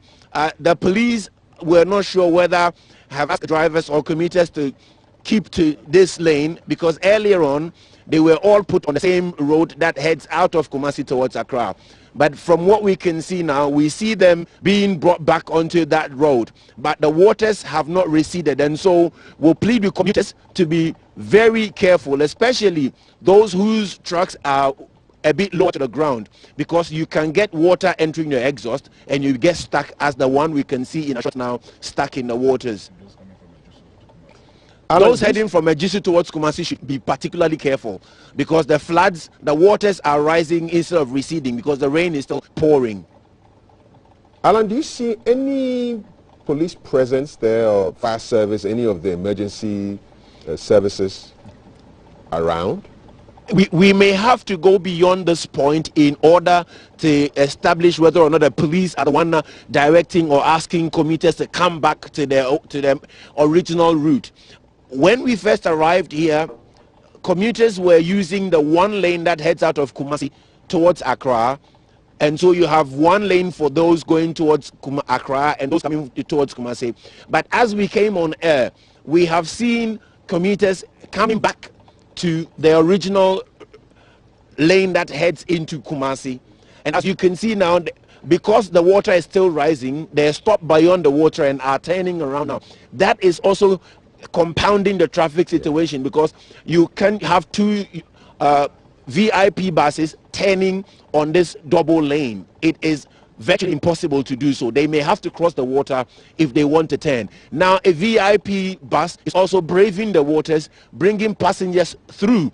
If this gets stuck, that can be disastrous. If this bus gets stuck in the water, it can spell disaster. This is just alarming. And he's managed to pull through. Yes. But let's see if another brave commuter would want to do the same. Yeah, that would be foolish for you to try and brave. It is not advisable. It would definitely be absolute foolishness on the part of any man who is carrying passengers to want to come through this. Well, as you speak, somebody is trying to do it. What the VIP can do, a four-wheel drive is trying to attempt. This could be most foolhardy and reckless, really. The presence of the police would be very, very critical if they could make it here in time. Because what you can't have people do is take these brave decisions and end up with fatalities. All right, Alan, thank you very much for this breaking news developments on the Accra-Kumasi road. Flooding has caused the roads to be inundated with a lot of water. You want to be very careful if you're driving today. It's raining cats and dogs. I'm getting messages on 055-556-1034. Raining cats and dogs here in Kumasi, says NBY. Thank you very much. The rains are causing a lot of problems, which may just escalate if you do not take it. So please be very careful on the roads today. It's no joke. That's serious. Really serious stuff. Okay, let's look at something which is also quite serious on the headlines. And by the way, we have a conversation with our own man, Willie Graham, ACE award-winning commentator, looking at the chances of the Black Stars. The road begins to Qatar 2022 tomorrow in Cape Coast, where we take on the Ethiopians. Let's see how that goes. So that's a conversation we want to look forward to. And then there's a conversation on drug addiction, and our guests are seated ready for that conversation. So you stay with us. 055-556-1034. I don't know why we are still using dollar amounts in our headlines for Ghana issues. So Cocoa Board Farmers Awards scholarship cash misapplied. $1.5 million is 9 million Ghana cedis. You know, old money is like what? Is it trillions or to the X times 1,000, right? Yeah. Times with 4 zeros. Yeah. That's a lot of money. So 9 million new Ghana cedis worth of Cocoa Board Farmers Awards scholarship cash misapplied. The money has just disappeared. So this is money for 2 academic years, 2017, 2018, 2018, 2019, squandered, according to the 2020 Auditor General's report. So Parliament approved budgets for assessment of the syndicated loan. A loan that was supposed to take care of scholarships for children of farmers or wards of farmers. The money has disappeared. Details in the report indicated that some 3.8 million was provided for the trust for both 2017-2018 and 2018-2019 academic years, but the AG's review has showed that the management did not release the funds into the scholarship trust. They could not confirm the account in which the funds were being held, and I quote the report. We also noted that the board did not realign the budgets for the fund in respect of the scholarship allocation during the period of our review. So money is gone. The trust has responded. And they say that funds earmarked in the budget for scholarships are released based on availability and request by the department, as the practice has been for all subsidiaries. So there's a lot of English flowing back and forth, but the bottom line is that 9 million cedis of scholarship for farmers who break their back, growing cocoa. The money has been misapplied. Checks and balances have been thrown to the dogs, would you not say, Mr. Deputy Minister? Well, before I go there, let me get back to this secondary school. You want to talk about sardines still? No, sardine. I want to clarify this point that with the feeding in the secondary schools, I think prices of the food stuff has gone up. And that has created some mishap in the secondary school. Okay. Because supply. So you are now admitting. So you are now admitting that there is a problem in the secondary schools. But parents are stepping in. Parents are not stepping in. It's being remedied. I just want to put, because I always want to be factual on my discussion. Thank you very now much. To Cocoa Board scholarships. Yes. 9 million cedis. I mean, misapplication is against the law. I mean, if it has been budgeted for 9 million Ghana cedis to be spent on cocoa farmers' children education as a way of motivating them, because cocoa is something that we rely so much on in terms of revenue mobilization as a country. We earn so much from cocoa, and as a way of motivating farmers to make sure that production levels go up. That is why this particular scholarship scheme has been instituted. So if there was budget allocation and the Cocoa Board didn't spend that money on scholarship for those children, and rather probably, I wouldn't say the money wasn't probably spent, somebody didn't take it away, but when they say misapplication, it means it has been used for something else other than what it was planned for. That is not right. And I think that we have to take on the authorities. Somebody must be punished, because we all know that cocoa production is the mainstay of our economy. Indeed. And so if there's any policy that is targeted at cocoa farmers so that we can motivate them to increase production so that we can earn more foreign exchange, and you thwart that effort, it is not right. Indeed. And this is what the law says. Section 7 of the Public Financial Management Act 2016, Act 921, provides that a principal spending officer of a covered entity shall ensure the regularity and proper use of money appropriated in that covered entity. Break it down into simple English for us, Mr. Lawyer. What does it mean? Well, it means that the person who is authorized to spend must ensure that the expenditure goes to where it's targeted. How serious is misapplication of funds? Quite serious. It leads to surcharges and possibly prosecution in the end if you do not. But I have some 2-3 questions to ask. Briefly, because I know we are. Yes. Kafi, now this 9 million that they are talking about, saying that it is money for cocoa, scholarship for cocoa farmers' children. At which level? Because if government is doing free SHS, and you know, when we were in secondary school, that 99% of these funds, or all these funds, scholarships, were instituted for secondary schools, secondary education, you know, all the way to sixth form. Cocoa farmers' children enjoyed it. Now that government is taking all the costs, as they want us to do. Where is the money going? Where is the money going? Why should that money? Let me give you a response. So the Auditor General cited management's inability to release the funds as a result of government's policy on free senior high school education, and concluded that failure to transfer the release budgets to the trust means misapplication of the scholarship fund. Good. So the point I'm making is that in the first place, this money that has been set aside shouldn't is have useless. been set aside. It shouldn't have been set aside.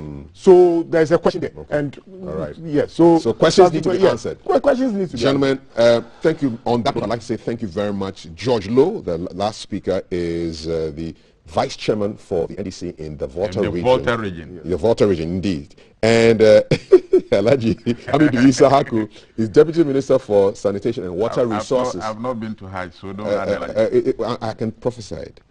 And in the future, you'll go there. And MP for Sisala East. Thank you very much for a wonderful day. Get a copy of today's BNFT, because on page 11, if you are somebody who is hunting for a job, there are certain mistakes that you should not make as far as your CV is concerned.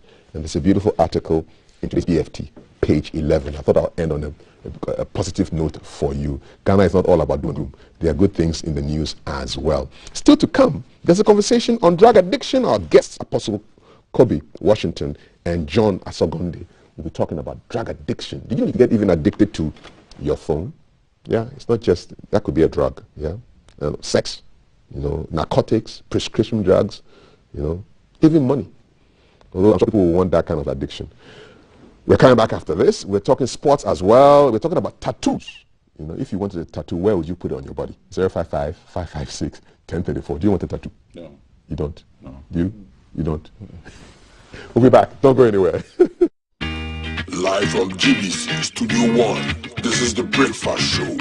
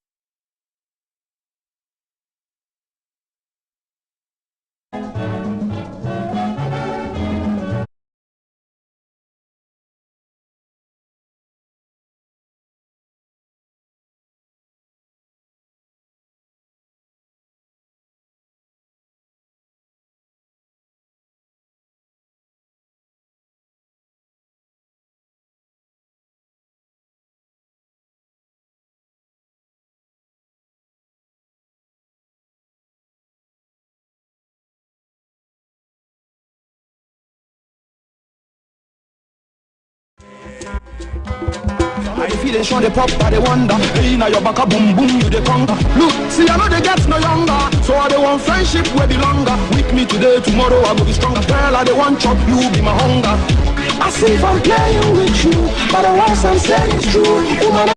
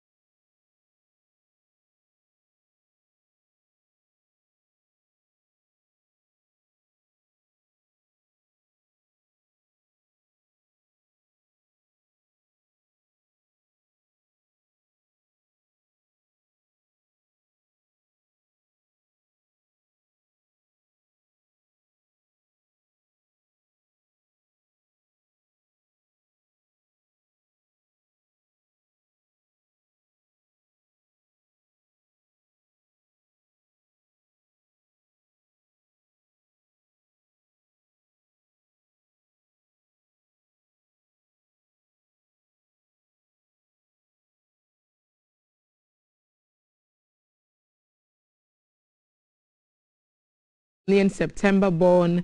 We are remembering him this month, and his thoughts that we are sharing today: action without thought is empty, and thought without action is blind. That's by Dr. Kwame Nkrumah, Ghana's first president. You've missed out on quite a bit already on this program this morning, but in this segment we'll have this matter about drug addiction, and we know that many people battle different types of addictions. CAF has mentioned addiction to drugs, addiction to phones, people are addicted to sex and other things. So, for example, do you know how you became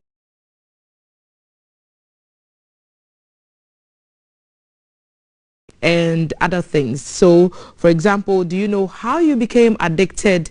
I'm sure you may try to recall how the habit started.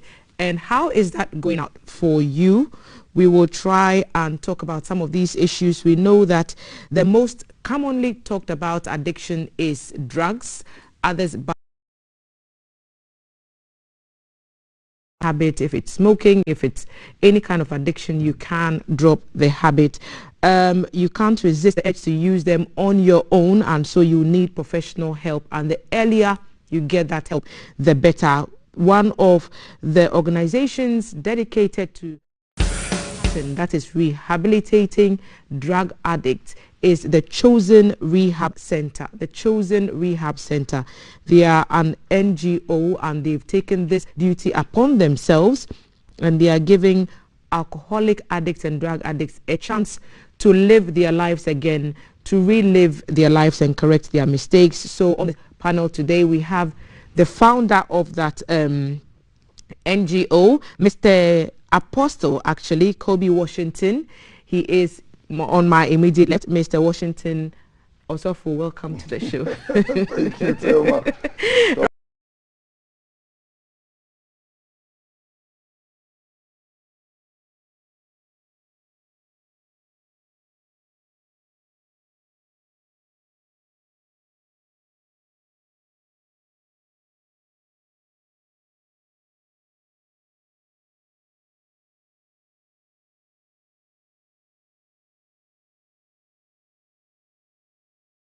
The course of this conversation, but let me pick your thoughts, Apostle, very quickly on what kind of addictions. You run a center in Accra at Achimota. Yeah. What are the most popular kinds that come to you seeking for help?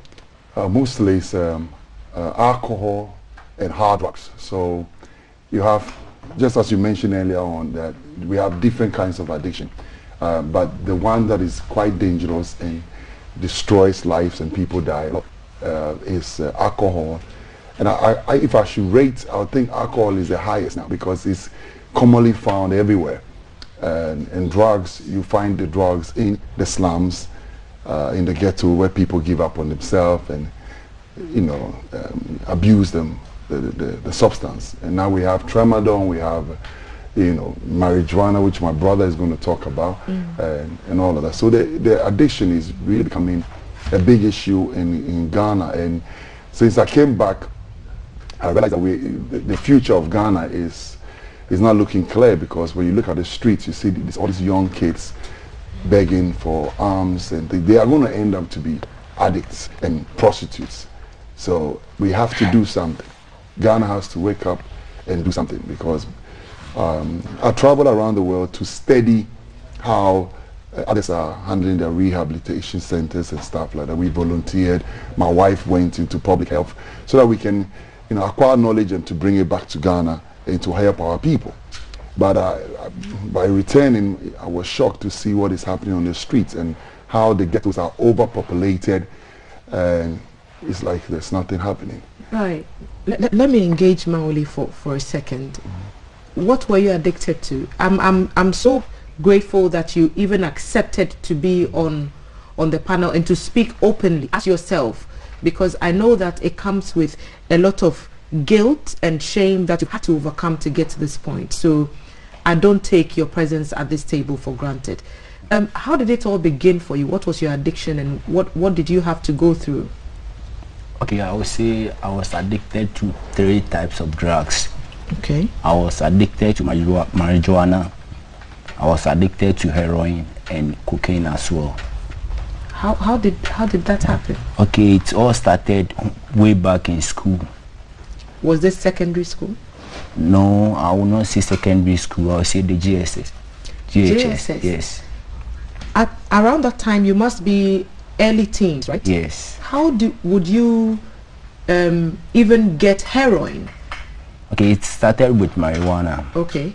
A friend of mine who was in the same class with I, one day took me to a place where they had some wrapped substance on paper, gave it to me and said to me that if I smoke it, it will make my thinking ability very high and something. So I also smoked it, and I was hooked on it.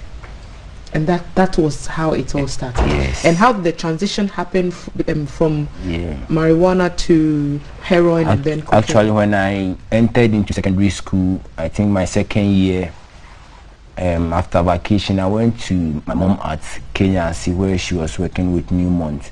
So one day I went out and I met a friend who was also a deportee from Singapore. He took me to his hotel where he was lodging, and he also brought out some substance, and he also told me that this one was even harder than the marijuana, and it would make me very great and something like that. So I took it, and lo and behold, I was hooked on it as well. And that turned out to be what? The cocaine. Okay. Yes. So that's for sniffing? Yeah, no, okay. For smoking. Cocaine can also be... I'm going to display a lot of ignorance, and I'm very curious to get into your mind to see how it all comes together. Yeah. You're smoking weed, and then someone introduces you to cocaine that you also smoked. And what was the difference between the two? Okay, the weed made me drowsy and like a cool person, but the cocaine made me hard. You know, it makes me very wild, and it makes me feel as if I'm on top of the world, and that made me very happy. Yeah. On top of the world and happy. Yeah. But it was a short-lived happiness, right? Yes. And then heroin happened. Yes. So as time went on, I started doing the cocaine and the marijuana. And another day, I met another friend who also told me that... Yeah. And another friend also told me that the cocaine, because of the nature of it, it will be damaging my brain. So I have to do the heroin as well, so that it will come. In addition? Yes. So that it will balance the weed and the cocaine? Yes. Wow. So I started doing the heroin as well. And I found out that the heroin, the sensation was also good. So I became hooked on it as well. The triple threat? Yes. Weed, cocaine, and heroin? Yeah. Okay, rest that on it. John? Yes? Share your experience with me. What was your poison? Basically marijuana. I didn't really go into cocaine or heroin. But he said it's all peer pressure, so I also got introduced to smoking through friends. But I first started smoking when I was in secondary school, and this was cigarettes. So my seniors were smoking, and then they passed me a stick. And so I tried cigarettes for the first time in secondary school. You call it nickel in your book? Nickel, yes. Nickel, yeah. But after secondary school, when I got admission to university, that's when I got introduced to marijuana. So in my hostel, a lot of guys were already smoking marijuana. And they'll tell you marijuana is better than cigarettes because marijuana is natural, it's a herb, organic, so it's far better than cigarettes, which are, nicotine, which has nicotine in them. So I was curious, I was young, I was curious, I wanted to find out for myself. So I tried marijuana and I loved it. The very first time I took it, I was in love with it. So what was there to love? How did it make you feel? One of the things I remember it made me feel was it gave me appetite to eat because I didn't used to eat a lot. So after smoking, I had the appetite to eat more. And I also had a false sense of confidence. So false sense of confidence? Yes. And you mentioned eating in your book, and you talked about how you used to eat a lot of even junk food. Yeah, because eventually when you're hungry, you just have to find something to eat immediately, and marijuana actually makes you hungry a lot. So you settle for anything your hands can get. Right. Apostle, yes. Listening to your stories, is it a reflection of what the other people who come to you narrate? Yes. Is it the same experiences, yes. peer pressure? Almost. On top of the world? Yes. You feel like, you are not up to what you expected. So you want to just, let me say, jump, and you don't want to be left out. So the peer pressure is the main thing. And it starts as early as even at the age of 12, where people are bullying you in school, and, parents has no attention. They don't have time to check you up and to even know your well-being. You will be seeking for attention outside. I mean, Maule is talking about something that he started in JHS, so JSS maybe at the time. And you would wonder how 12, 13-year-olds would get, stuff like weed. I don't even know how old I was when I first saw weed with my eyes, but certainly not in junior high school. Would you say, Maule, that it affected your, obviously it did, but in what ways did this, is it a character is it a trait that you picked up? How did it affect your life, and when did you realize there was a problem that you needed help with? Actually, it has really affected my life in a different kinds of way, because One, it has affected my education, and it has also affected my relationship with my family, friends, and loved ones. Because at a point, you know, you have to support your addiction with some kind of lifestyles like stealing and doing all kinds of things, because like the cocaine and the heroin, they are very expensive things. You cannot just afford. How much are we talking about? Yeah, for now I may say it ranges between 10 to 20 cedis. For what quantity of maybe cocaine or heroin? Just a little quantity, just let me say half of a teaspoon. That's the 20 heroin. cedis. Yes. And how many of those would, at the peak of your abuse, how many of those half teaspoons would you use in a day? To me, to the peak of my abuse, like 5 of them at a time, maybe in the morning. At a time? Yes, maybe in the morning. And how many times would you do them in a day? Maybe 3 times, as more as I can get. So 20 by 5 is 100, and my math is bad, so by 3 times a day. So that's 300 cedis a day at the very least. So when did you know that this is a problem and I need to get help? Yes, got to a time that, you know, the people I was stealing from, I was doing all these kind of things to, they also realized that I was really hurting them, so they also took their decisions. And now, whenever I go to them, I could not get from them anymore. So I sat down and realized that I was destroying my life. And I also seen people in the ghetto dying and all kind of sicknesses and things. So I decided, no, I'm going back. And sometimes when I see friends, my classmates and things in town, I become so sad that I feel like, you know, stopping this thing. That's why I took the step to choose rehab. So it was because you hurt your family and you saw that others were moving on in life without you, and you felt you needed to get back on track. Did it ever become suicidal for you? To think that, you know what, I brought shame to myself, my family, I just want to end it. Yeah, sometimes I do think like that. Not anymore, I hope. No, not now. I'm grateful for that. John, can you relate to what he's saying about having to adopt habits and certain characters just to feed the addiction, and also to keep it away as a secret from the people who would care more about you? Well, yes, I certainly understand it, and I kept it a secret from my parents for a very long time. So throughout my days in the university, I was smoking for almost about 3 years before they even found out about it. So there is that, and also you sort of do things that you're not supposed to do just to get access to marijuana. So definitely the kind of friends you keep, you know, you are with friends who can easily, you know, afford it or something like that, so that at least when you don't have money, you can depend on them to buy it, and then you smoke from them. So it changes who you are, your character, and certain attitudes you have. It distances you from your family. So myself, I was distanced from my siblings, my parents. I was just out of touch. Surely weed, I presume, would be cheaper than cocaine and heroin.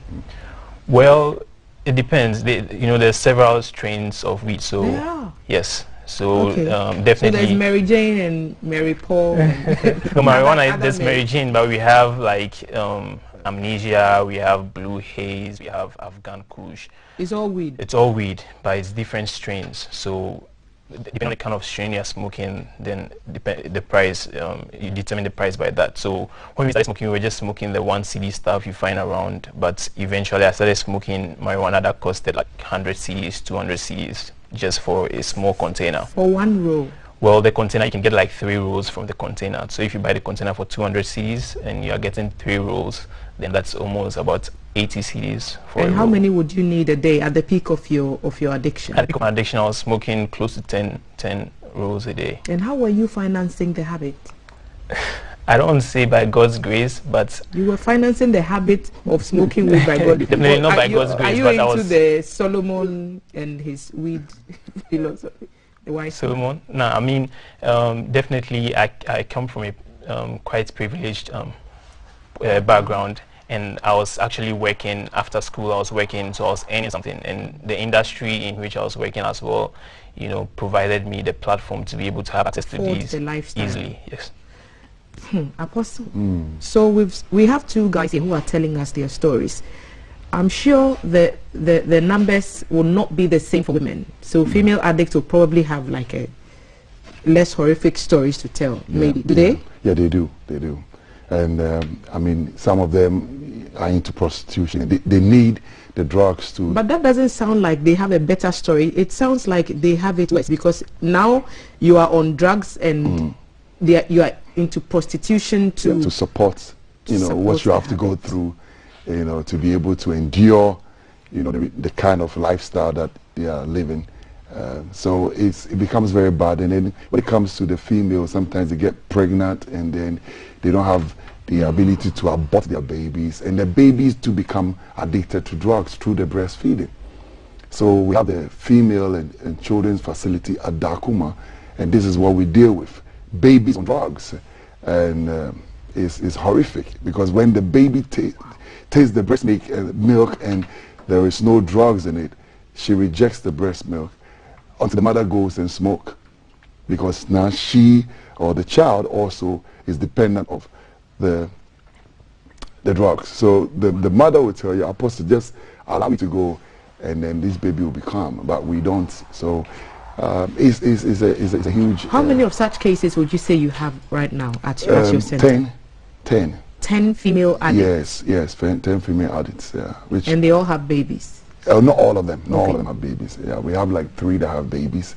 And, you know, by God's grace, the babies are, you know, well, and, you know, the mothers are also trying. I've heard stories that when you're trying to rehabilitate addicts who are very far ahead in their addiction, so they've done it for years, you have to wean them off gradually. So if like Mauli was saying that, oh, he had to get 5 at a go, you bring it to 4. Then you bring it to 3. Not a chosen. You come in and that's it. And so it's cold turkey cut. Yeah, that's it. Yeah, cold turkey, and then we help you with painkillers, you know, and, you know, cook soup, and we have some concoctions that we make that helps them to have the energy, and a lot of praises and worship, really, and the power of the Lord really works. So you think that there's a part of this whole thing that is spiritual? Yes, it is. Addiction is spiritual. Yeah, but then I thought John mentioned a sin somewhere in the book. You believe that smoking is a sin. I'll come to that. But you're making the point he's making. Yes, I agree with John that, you know, smoking is bad and it's a sin, and you will feel it the moment you do it. You will feel it. And prayers help. Prayers do help. But it's not the only solution. It's not the only solution, but finally, you know, you will need God's help to strengthen you to be able to... What about those who don't believe in this whole God business? I've gone around the world and I've seen that everything that I've read, it ends up with God. They might not call it God, but they might call it the higher power, you know. So they will have to believe in the higher power to be able to come over. And, you know, what Chosen Rehab does, we go to the ghettos with food, with clothes, because we know they don't have it. So when we get there with the praises and worship, it draws them. And they all share. Okay. Let me come to you, John. Okay. This is a tough one. What was the experience like for you, weaning yourself off the habits? Yes, so definitely when I was smoking in university, it got to a point where I realized it was affecting me academically and financially, everything. But I tried quitting because there was a semester I failed 4 courses instantly, F, and I realized that wasn't me, because flight from Florida to France. I'm brilliant, so getting 4 Fs in one semester was a red flag. So I tried quitting, and one of the things I did was I tried to change my hostel, because I thought if I had moved from that hostel where my friends were, I could have, you know, managed habits. But I went to a new hostel, and guess what? There were guys there who were also smoking. So I found myself back into it. But then, after I graduated, a couple of years later, and I still realized it was affecting me. It wasn't allowing me to become the best version of myself and to achieve my goals and my dreams. And so that's when I actually made the bold step to quit. And definitely I always attribute it to the grace of God, because it was through a sermon by Dr. Mensa Otabil that I began to, you know, actually look at my life and try to make the positive changes. Where did you go for help? I didn't go anywhere for help. So I was just in my room watching music videos on TV, and then the sermon popped up by Dr. Mensa Otabil, stepping out from your prison. And you decided, I'm not going to do this again? Well, not immediately, but I listened to him over and over again for a couple of months, and then I decided I'm not going to do this again. I'm going to turn a new leaf. Yes, and since then... How long have you been clean? 3 years. Wow. I think today or yesterday is actually 3 years on the dot. Wow. Today is 2nd September? Yes. Okay. 1 month more. I don't know you, but I'm so proud of you. Mauli, tell me what it was like for you going through the treatment to stop your addictions, your triple threat of addictions. Okay, I may say it was not easy, because at a point in time I felt like I was going to die or something. But for the help of the apostle and the staff of Chosen Rehab, they kept on encouraging me and praying for me, giving me medicines and all kinds of things, and I was able to make it through. Right. I'm proud of you as well, and thank you for sharing your story. Maybe I'll be, if there's time, I may pick final thoughts. What does it mean for families who have loved ones who are going through addictions, and how can families support such persons? Even society. All right. We always encourage people to support Chosen Rehab for the work we are doing.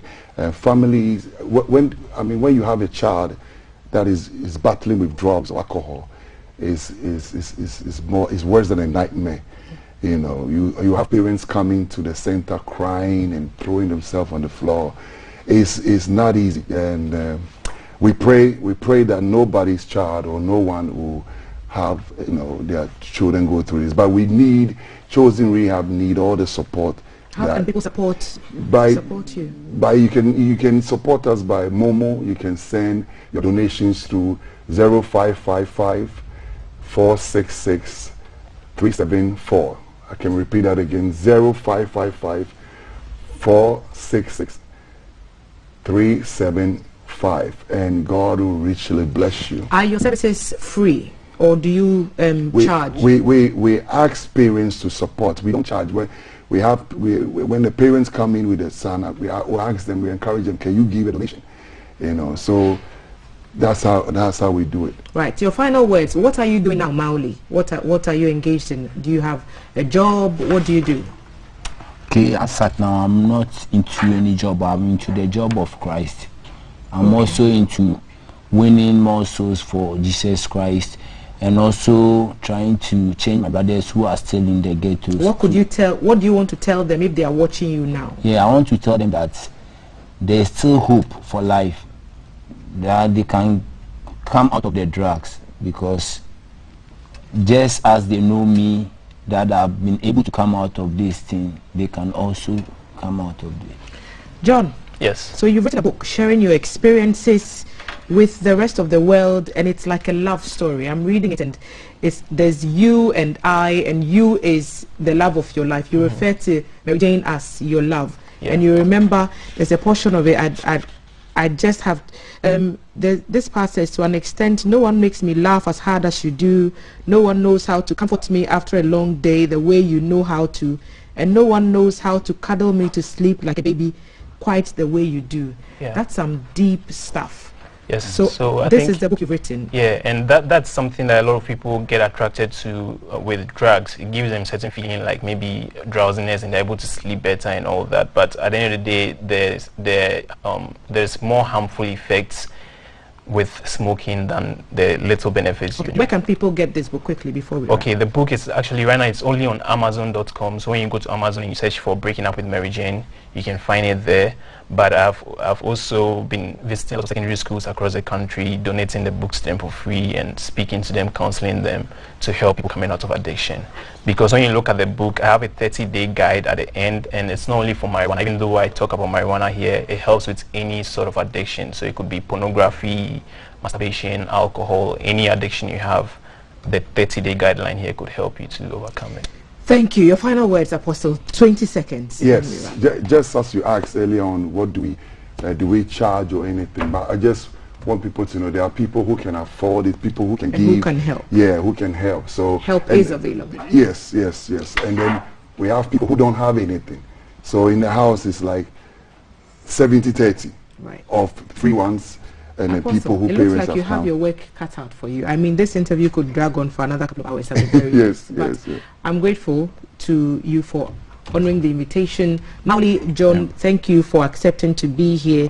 Mauli Povi is a rehabilitated drug addict. He's told us about how he went from weed to cocaine to heroin and how he managed to cycle back to get his life back on track, doing the work of the Lord now.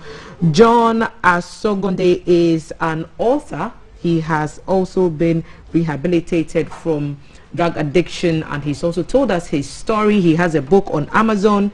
You can go and find it, help him to support his cause, also to help other children, other students in schools to battle addiction. The Apostle Kobe Washington, he is the founder of Chosen Rehab, and they are into rehabilitating persons with addictions, so drug addictions and alcohol addictions. He's asked for support. They do not charge a fee, but they do ask for donations so they can help a lot more people, and we hope that you've been touched to do that. Thank you, gentlemen, for agreeing to share your stories with us. And as we do on breakfast every morning, we keep an eye on so many locations, and we go back to the Ashanti region where my colleague Alan is standing by to tell us what's happening there, and we'll also link up with my colleague Jay Gabra, who is at Kube Krom. Jay, what can you tell us about what's happening there? We know there was a murder-suicide there yesterday. Okay. Thank you, Thelma. It's a wet morning, and depending on where you are, it's either a blessing or a curse. Here's the thing. Man is in constant conflict all the time. It could either be against another man, which is very common, or against himself, which is quite insidious and dangerous, like we witnessed the other day, or it could be against nature, which is quite devastating. And devastating because in the face of nature's outburst, man is quite helpless. You can't really fight nature. Hurricanes, earthquakes, and landslides come to mind. The best you can do is to get an early warning system which can alert you with enough time, so if you need to evacuate, you can do that and get out safely. But that isn't always the case. What happens when you don't have such a device in place, an early warning system? So this morning, this is GTV Breakfast, and this is Keep an Eye. We are here at Kube Krom, where you can see behind me a makeshift bridge over a storm drain. And this is what connects residents at Kube Krom and Bechele Soldier Line. And you can tell when rain falls in this area, because of the erosion eating away at the storm drain, the bridge that they started has sunk into the storm drain itself. So you realize the water is eating away at the base of the foundations of the bridge. So what was previously at the top has sunk to the bottom, as you see right now. So that's what residents in this area face at the moment. You realize with the makeshift bridge they've done right now, it's not really strong. And it's like with the way the water is eating away at the foundation, it's like a disaster waiting to happen. So at the moment, when people want to cross, for instance, with the motorbikes, they stop at the end of the bridge, people walk across, and then the motorbikes then go across. So I'm walking across the bridge now, and if you manage to see the drone footage as well, you can tell the extent of where the storm drain leads to. So the waters come from all the way from AUB and pass through this side all the way down there, as you see here. So this is what helps residents to cross the area at the moment. So I happen to have the assemblyman of the area here with me, who will tell us some of the pressing issues this causes for them.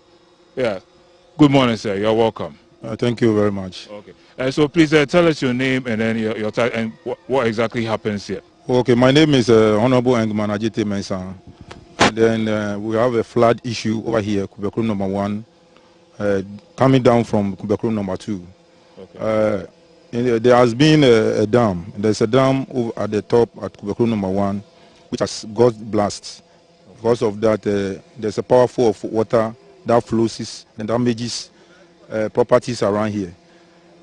Likely to that, we don't have a bridge.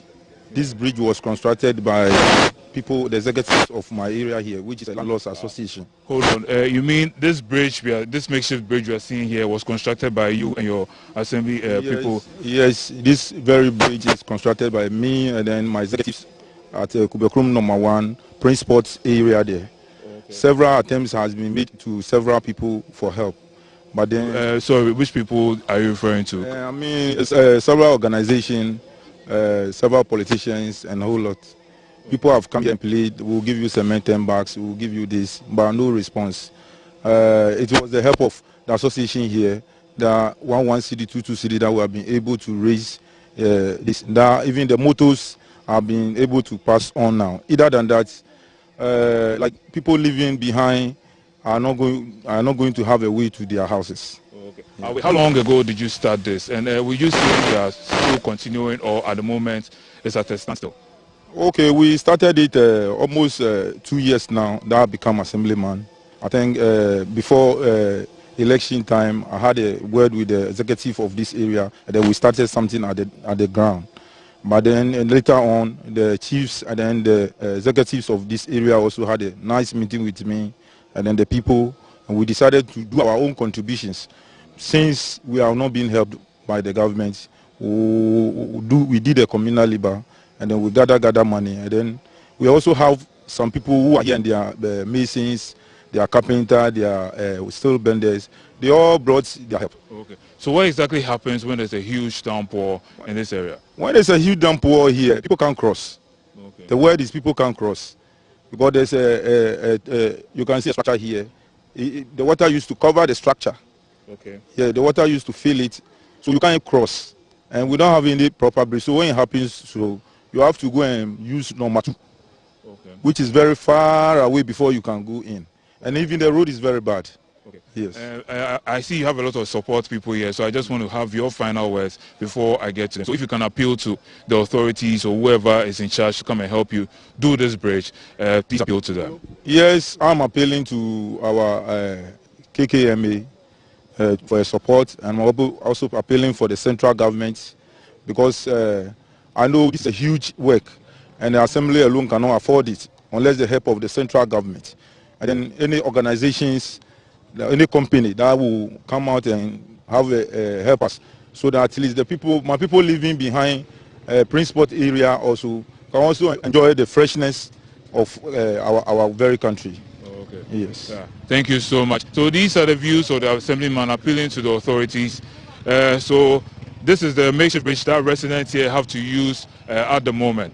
So you see the extent of the damage once you're using the drone footage and all that. And then so this is what they are appealing for. At the moment, this is what happens here at Kubekrum. So back to you in the studio. Thank you, Jay. Live views there from Kubekrum. So the rains raising some issues with the bridge, and we hope that that will get attention. So many of you are sending me messages, sharing stories of your addiction. Here's one: a Nigerian living in Ghana. I'm privileged to watch your program. I was a user, and I would like to finance an NGO like this to help save lives of drug addicts in Ghana. I'm happy today because God delivered me from all sorts of drugs, and I would love to appear before the world to share my experience. Thank you for even sharing this little bit with us. Kwabena from Kumasi, you are saying, how is the Apostles Rehabilitation Program feeding in the national effort? Is there any relationship? We thank God for them. Thank you for that question. Here's one that I found very, very touching. You're saying what these guys are saying is so true. With the crack cocaine, I call it sweet killer, because like what my man said about trying it for the first time, that's so true. Watching this show has reminded me of my happy and sad story. It's so humiliating when it comes to crack. And it's sad how Ghanaians are hooked up on that. Thank you for sending that message. So many of you sending comments to us. We are grateful. And we have another sit down coming up. And we are looking at Ghana's participation. So qualifiers, World Cup qualifiers coming up. And FIFA accredited commentator Benjamin Willie Graham will be sitting with us to have that convo. We'll be right back. Stay with us. Ekudna baby na say your friend when ya de bonny. Ghana memo ye buye ne ye pe kwantrene sentrene treasure Ghana man and pesa money. Kofi babone me boko ko jani bonny. Chama santi bote ne tre Ghana man say munti mini.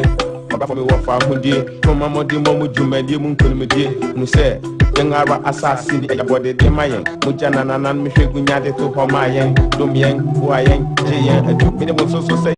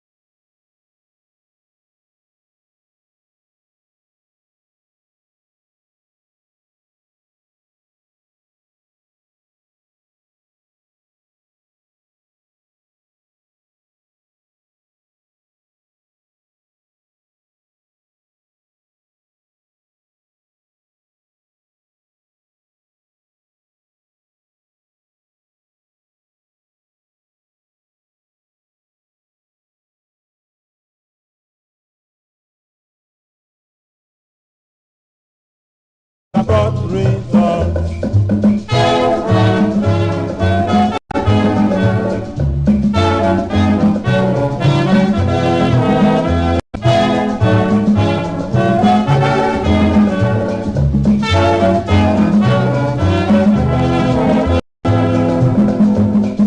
Kwame, the star of Ghana. Nkrumah, star of Ghana. Everybody toils on the bridge. Hello guys, so welcome to the warmer side of the breakfast table, and it's a three-way affair or a four-way affair here, if I should call it that. We have Benjamin Willie Graham in studio, FIFA accredited commentator. GBC to the world. GBC's own, so we are celebrating Graham and we're going to be talking Thank you. Football. Mm-hmm. Graham, how do you feel? Like you're a celeb, you know that? Oh yeah. You're telling me? Oh, you don't feel like a celebrity. You're a big man. T says you're a big man. You look like a celebrity. Kavi, am I? You are. Oh, thank you. Yes. Okay, endorsed. Celebrate you. Thank you. Yes. Kavi. Yeah. I saw you somewhere. I think it was on ESPN. Yeah. You were doing your thing. Yeah, those things. Yeah. It's one of those things. Okay, Graham. So tell us how your experiences you've gathered so far on all the fields you've been on, all the sporting personalities you've seen. Give us a whole 411 day in the life of Willie Benjamin Graham.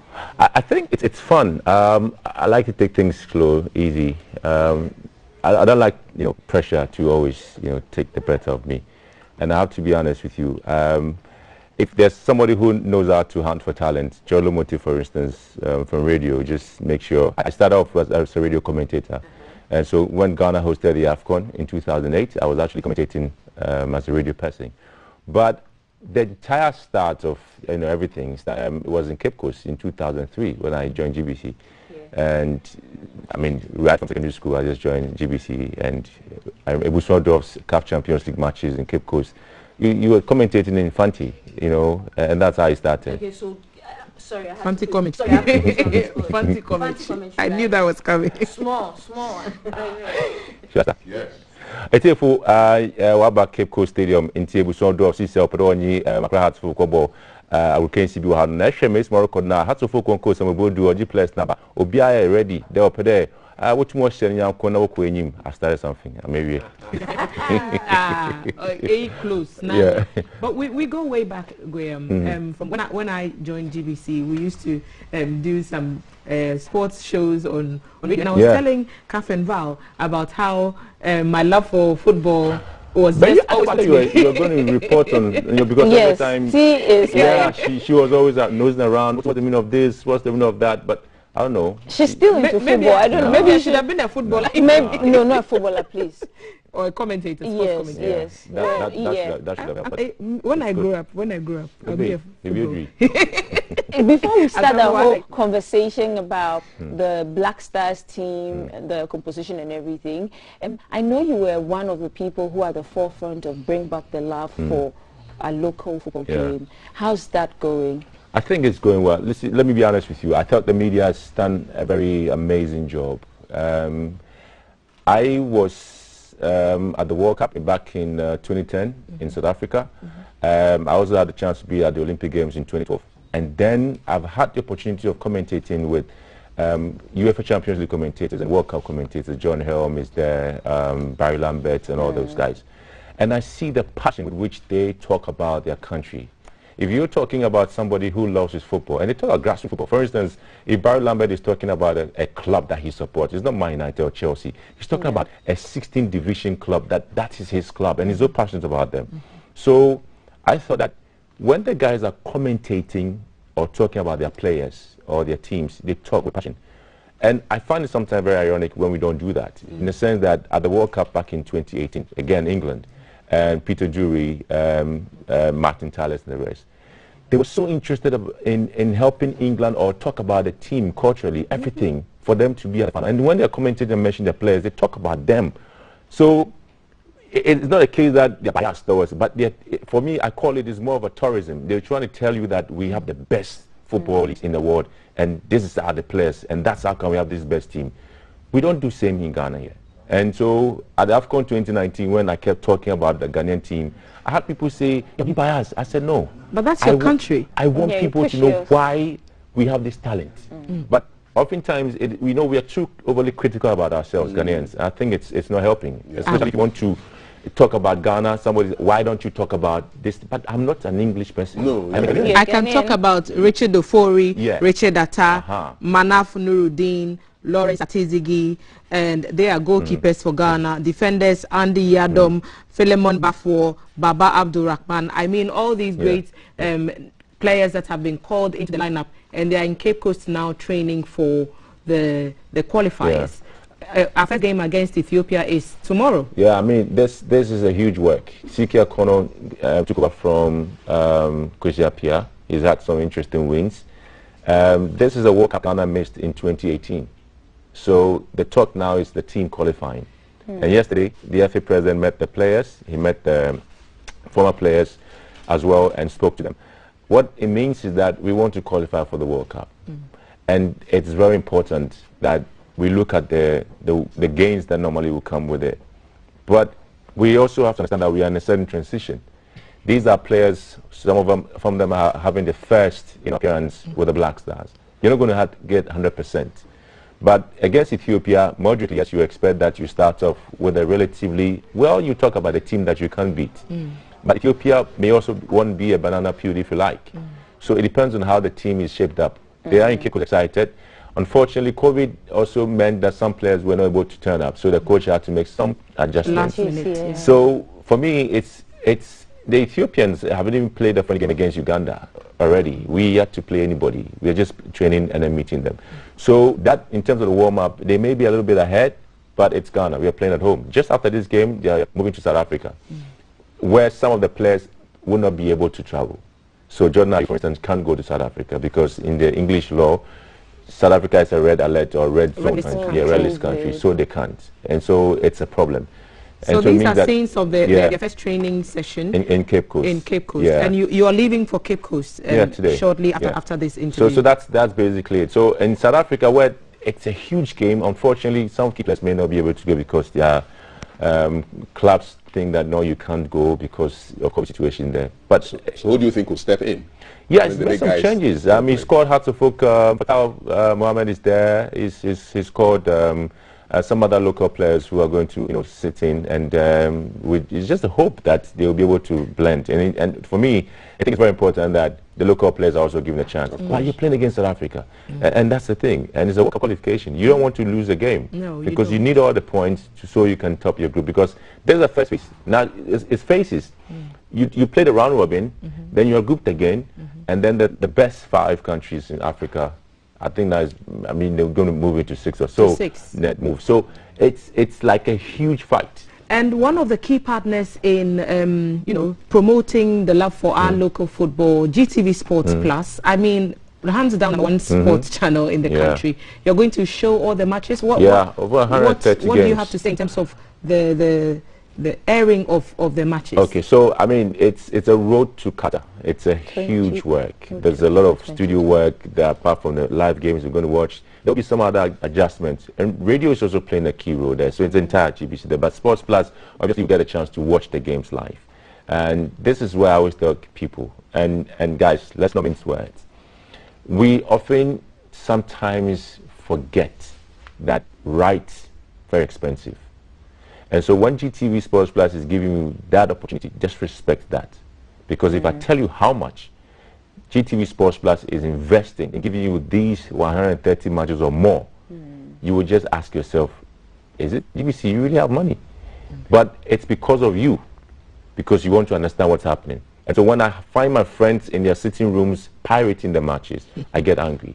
Because it means that you don't want to invest. But last time when the World Cup was played in Russia, the right for the matches, I mean, there's over 60 matches, was $200 million. Wow.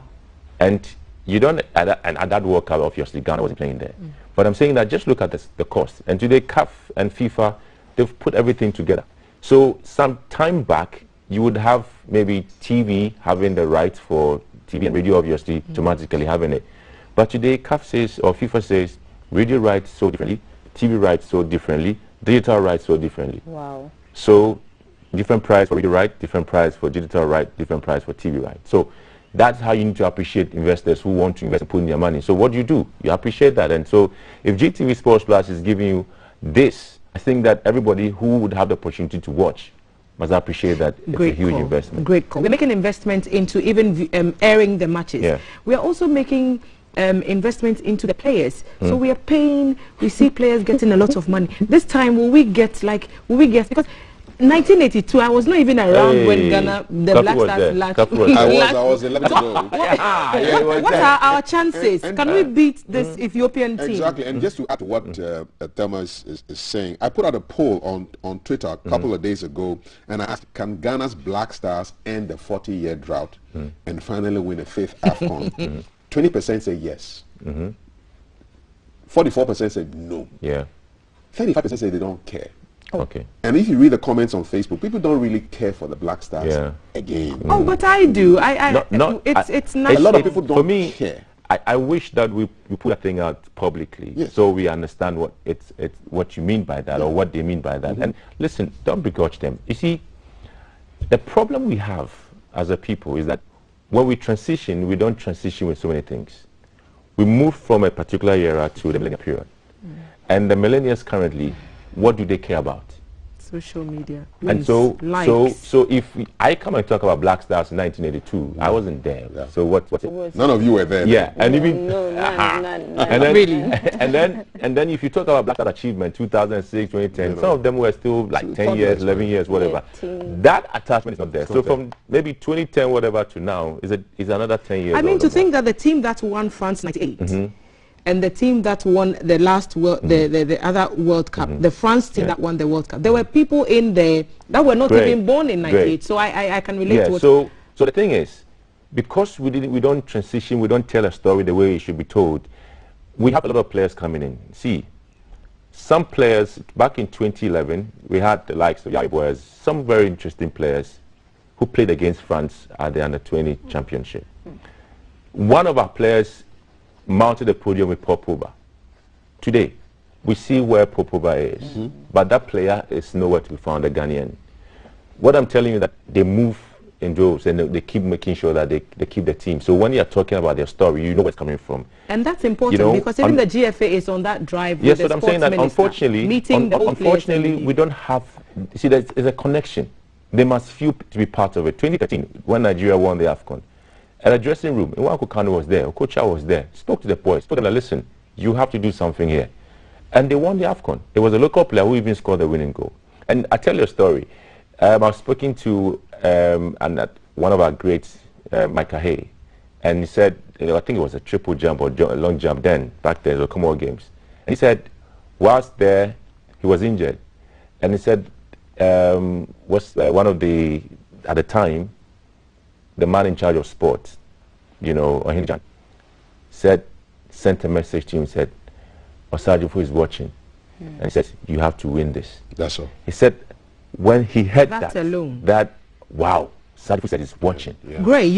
Encouraging words are important. And like I'm saying, the GFA boss and the Ministry of Sports, they've actually taken steps to make sure that this particular thing that you're talking about actually happens. So GFA boss and then the sports ministry, they've met old players, and that's the whole idea, to bring them in to meet with the new school football players, just so there's a bridge that they can trade. Let's see that video, and then maybe I'll come and pick your thoughts on it.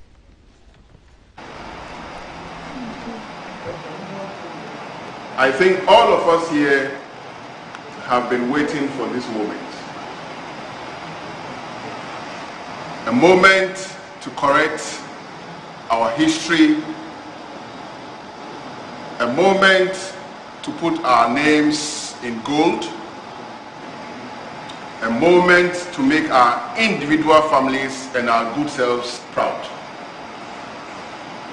It's a moment I have been waiting for as the leader of this family, because perhaps this is my very first time,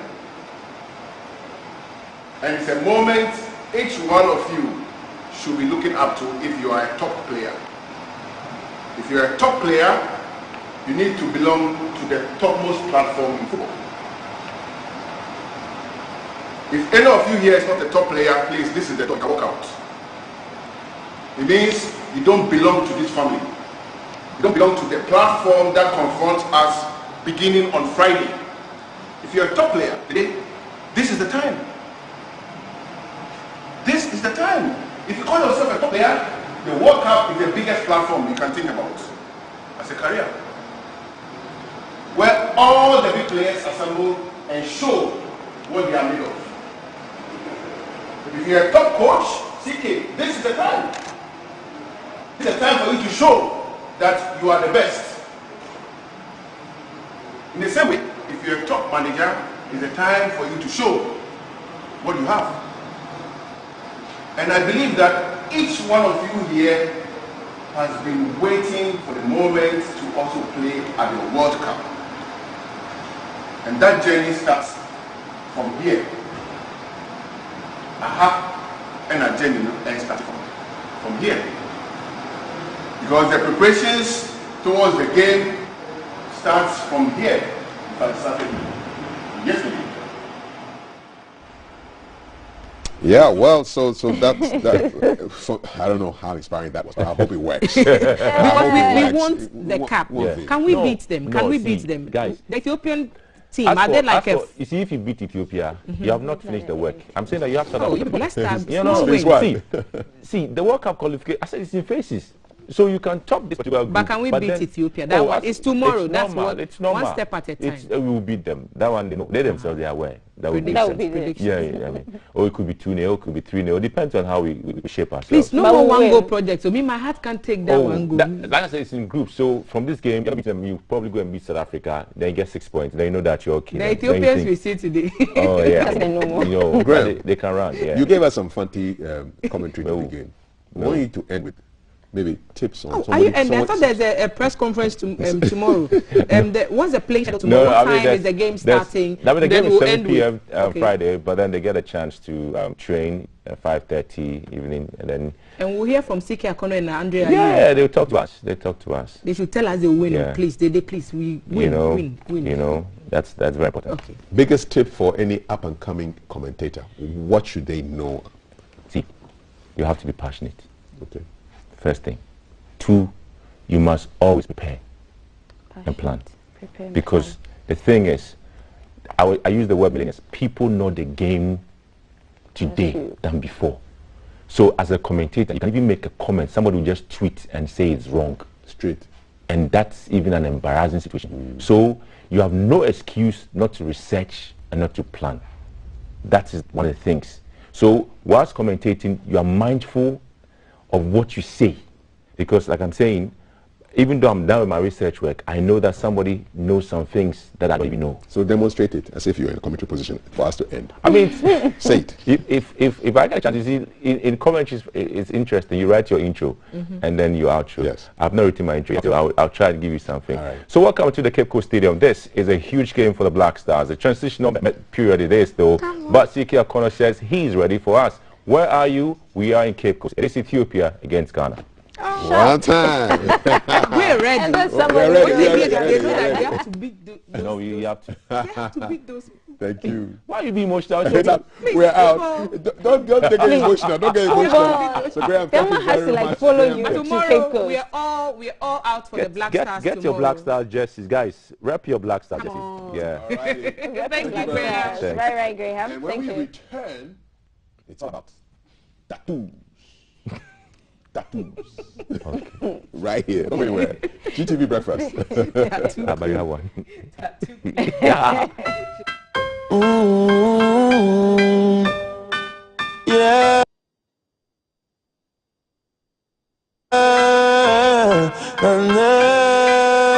Girl, me want for you all, yeah. Put me arms right out.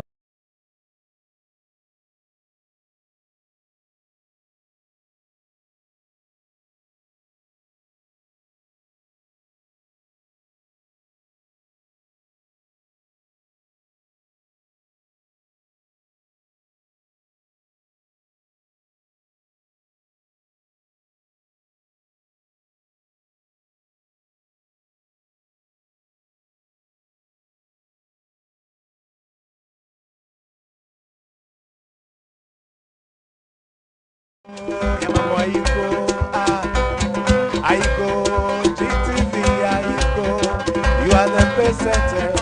You have blazed the trail. GTV, Pape, GBC,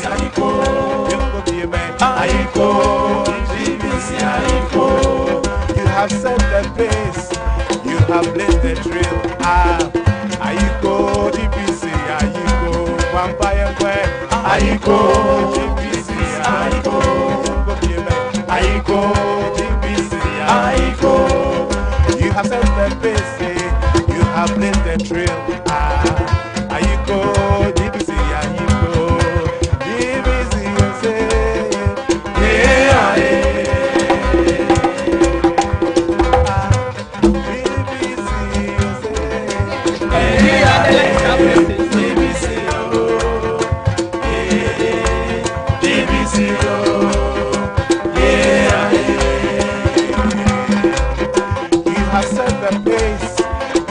is the drill.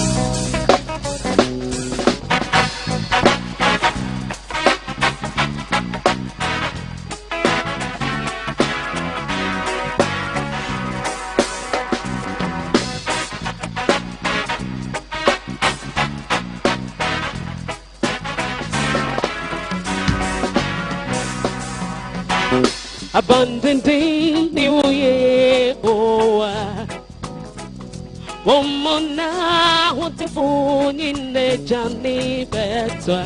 Womana, I want to phone in a benya foundy. Abundantly, New Year, oh, Womana, I want to phone in a benya foundy. Abundantly, New Year, oh, abandoned Yehovah.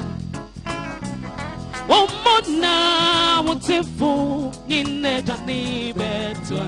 Oh, Mona, I want a fool in a bed of foundy. Abandoned Yehovah. Oh, Mona, I want a fool in a bed of foundy. Abandoned Yehovah.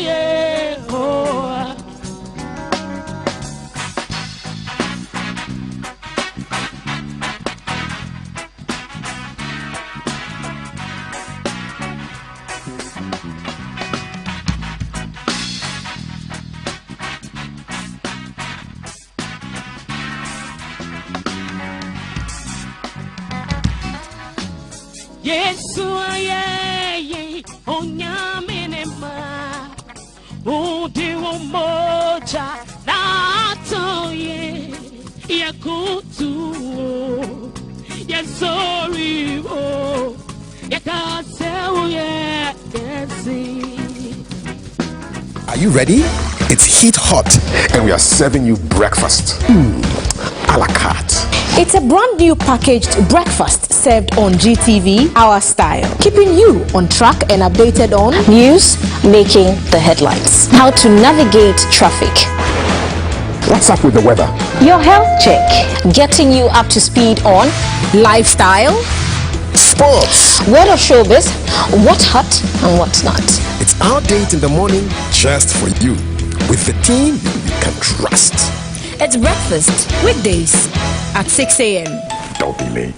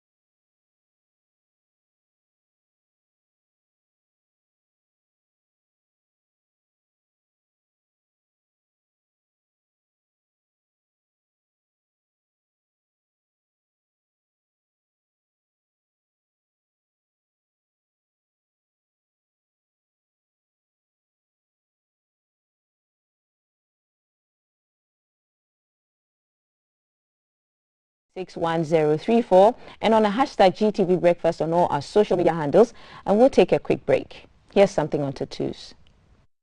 My perception about tattoo, it's normal to have tattoo on you, on your skin. To me, my opinion, it's okay for me to have a tattoo on your skin. But then for some people, their religious background or some cultural beliefs have it that it's a sin to have a tattoo on your skin, and some people see you to be so I say a naughty kind of a person, and so for me it's normal to have tattoo on my skin. Society influence and church and religious influence don't permit me to do some things like that. For me, I don't have passion in that. I don't really like tattoos or something. It might still be too complicated for me, and aside maybe societal perception and others, to me, for branding others, I don't really like it. I just want to be simple, something like that. My perception about tattoo, I think a lot of people like tattoos, but for me, I don't like it because of my religious background, because I'm a Christian, and the home I am coming from, they will not allow me to have tattoo on my body. And my father or my parents are not pastors or any elders in any church, but they are just Christianly based. Their perception about tattoo are very, very off. So for me personally, I don't wish to have tattoo on me.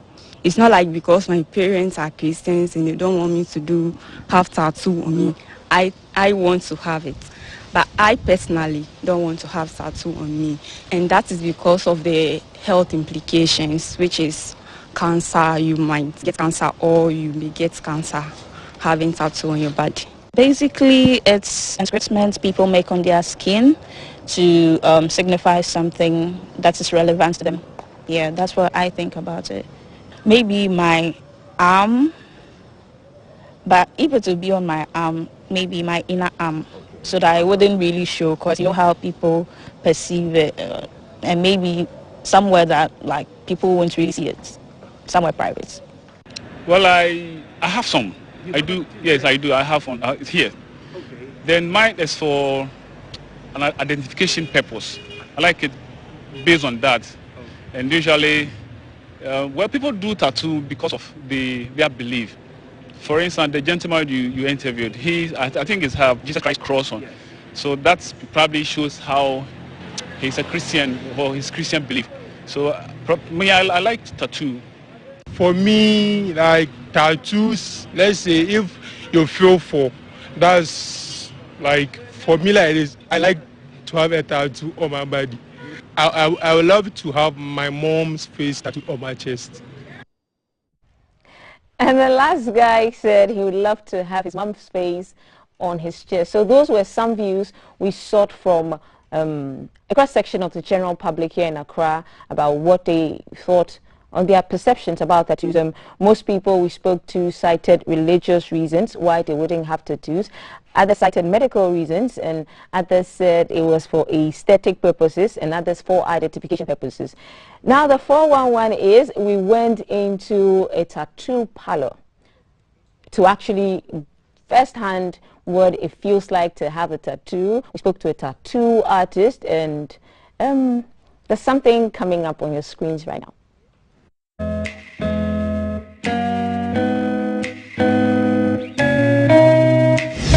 So hi guys, we are inside Tattoos by Scratcher Studio, and today we are going to find out everything and probably disarm all the myths around tattoos.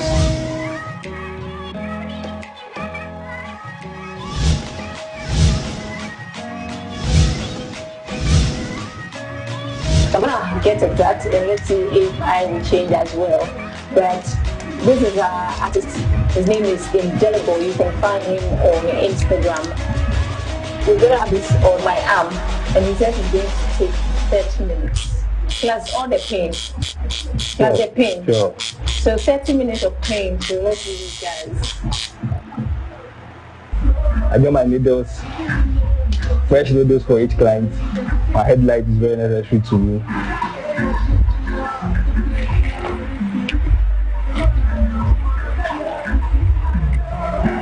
My ink.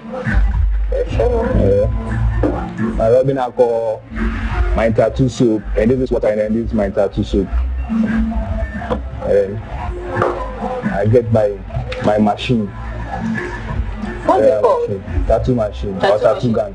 Tattoo gun. I got my machine. I fix the needle in the tube. I set up my power. So before you put a tattoo on someone's skin, do you have to like clean the skin? You have to do something, or just go straight to business? I clean the surface first with rubbing alcohol and Dettol. Rubbing alcohol and Dettol. Yeah. Okay. Yeah. That's the first thing that I do. Sure.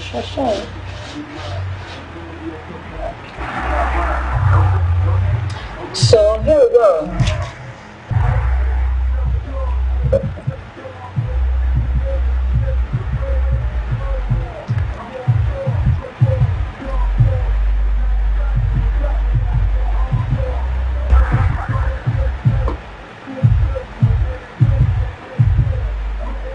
So this next stage, you have to put, what's this, a stencil? What's it called? Stencil.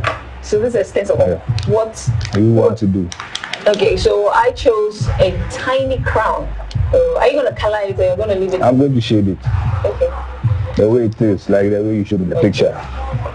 So what he does now is to put the stencil on it to sort of get the ink on the skin before you...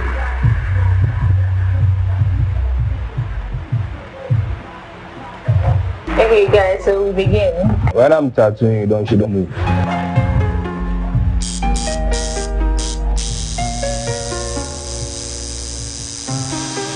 Don't play games with my heart, believe. Now the feels hit me differently. When the hidden is deep, don't play, don't play, yeah. Don't play games with my heart, believe. Now the feels hit me differently. When the hidden is deep, don't play,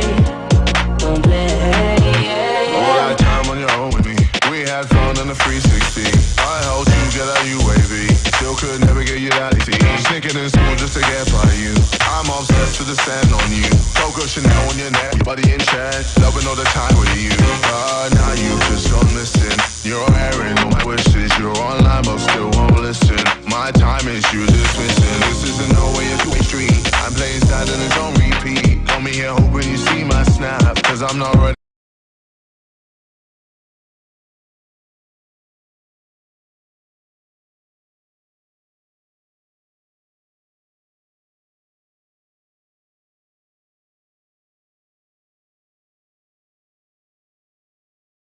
The process. Right. That's the aftercare cream that we do. The aftercare cream. So he's applying the aftercare cream. I am not going to apply it look like this.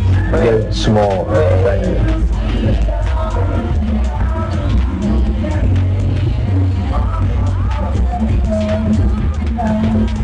When you give me the aftercare cream to apply, I want to let water go on it. No, today you can take your bath, but make sure water doesn't touch the space.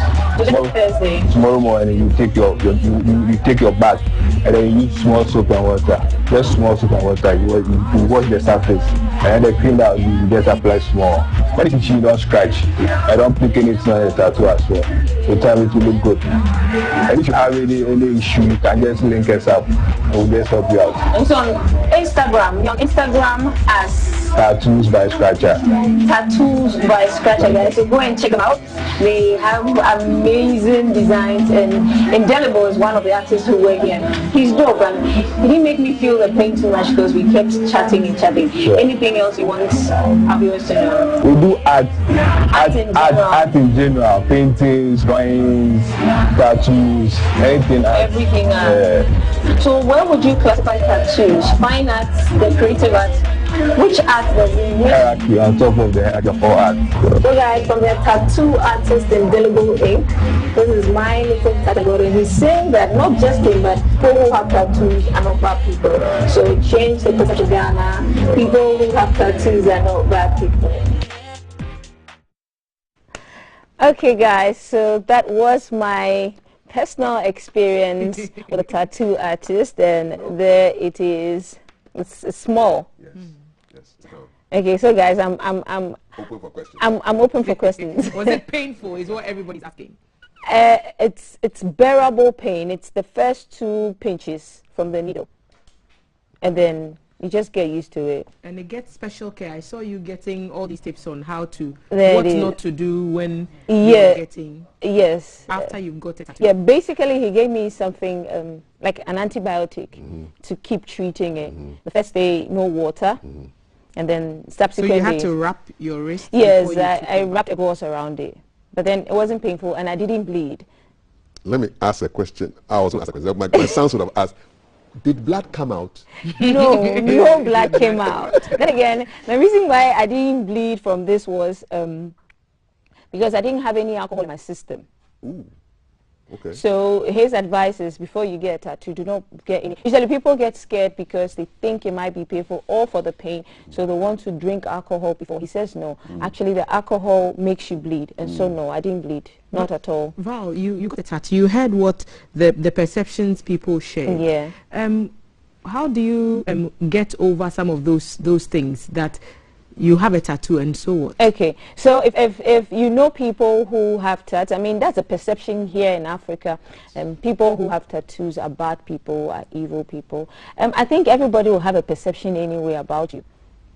So let them. I mean, for me, if you asked me, this is in my perspective, but if you asked me, you got a tattoo for a reason. I mean, I know that people who get tattoos, they just get symbols, but if you have a tattoo and you know why you're getting it, I don't think it should be anybody's problem. There are people who are citing religious reasons.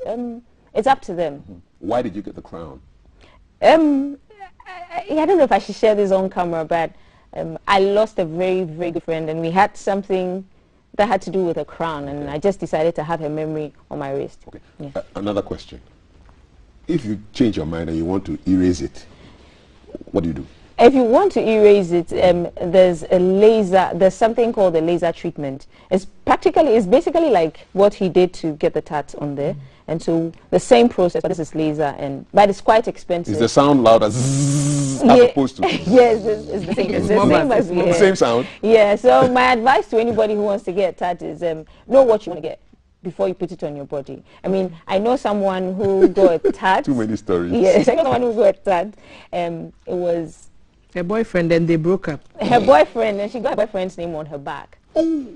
Yes. Bad and then idea. they broke up, and then so now she had to go to a whole cover up. So she had a big rose flower, and I think a bed or something. But are there any implications? You hear stories about, did you read around maybe cancer, skin cancer, and what it means in your old age? You hear all these things. Yeah. How did you prepare to do that artwork? If you know me, you know that I already work psyched up. Yes. I don't think this should be about me. I mean, this is about that.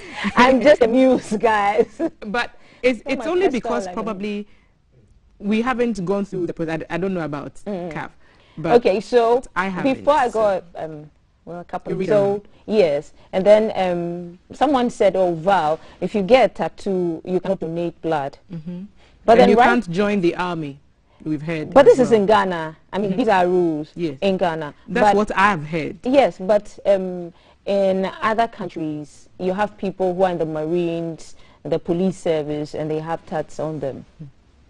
Right. Okay. Yeah. Interesting. All right. Interesting. Well, I'll be looking forward to what the dermatologist would have to say about. Yes, we are going to have a dermatologist next week, guys. Next week, guys. So this is just a prelude. You've seen this. What are your thoughts about having tattoos on your body? Which parts you're going to have them on? And so we'll give you the 411 as to which day we are going to have the dermatologist in studio, and then we can see, and then you can ask all the questions. Yes, I can. About the show we've had today, guys. I mean, from the conversations about neck pain and the fact that you can get yourself sorted even with a pillow and just by sitting upright. I mean, not to cut you guys, with all that we've been talking about with insecurity and road carnage, there's an accident right in front of GBC. Oh, wow. And so we have the videos now there. Uh-oh. Why is it that whenever it rains in Ghana, we have so many accidents? Why? Elsewhere, there are summer ties and winter ties, so all kinds of ties for different weather conditions. I don't know if we have that here, but that car, it looks like it will need a lot. People are safe, and I hope the car is insured. In Yes, that order. they are safe. From what our producer is saying, they are safe. But Charlene, these times, it's a this GV early plate. morning, yeah. Oh, so it's most. Guys, when it's looks raining, like can you just slow down? A cabbage. Wow. And so there we have it. So that's right in front of GBC. Yes, So take care, guys. It's a rainy Thursday.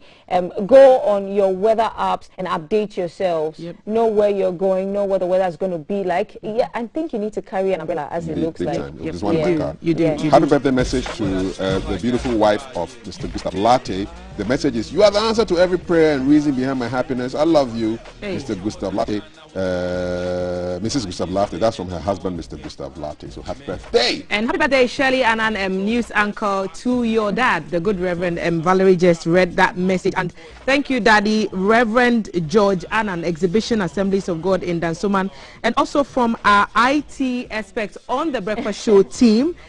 He's called Professor Boat, Dr. Boat, whatever you call him. Mrs. Mary Boating, from your husband, Berima Kweku Boating. We are grateful, both grateful to you. The entire family says happy birthday and they love you. You have some?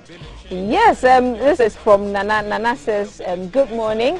Thelma seems scared. I mean, that's from the sound of tattoos. And then there's another message. He didn't leave his name, but he says, tattoos are not good. Okay, thank you for sending your comments. All right. Juanita says we should say shout out to Willie Graham for being awarded the best commentator. And she's saying, let's make noise small. Let's celebrate. You guys are simply the best. Thank you, Juanita, for sending us that message. We did that. Remember when you got it? Yeah, people want to pay for me. When I'm in Mr. Child, they wave the fee.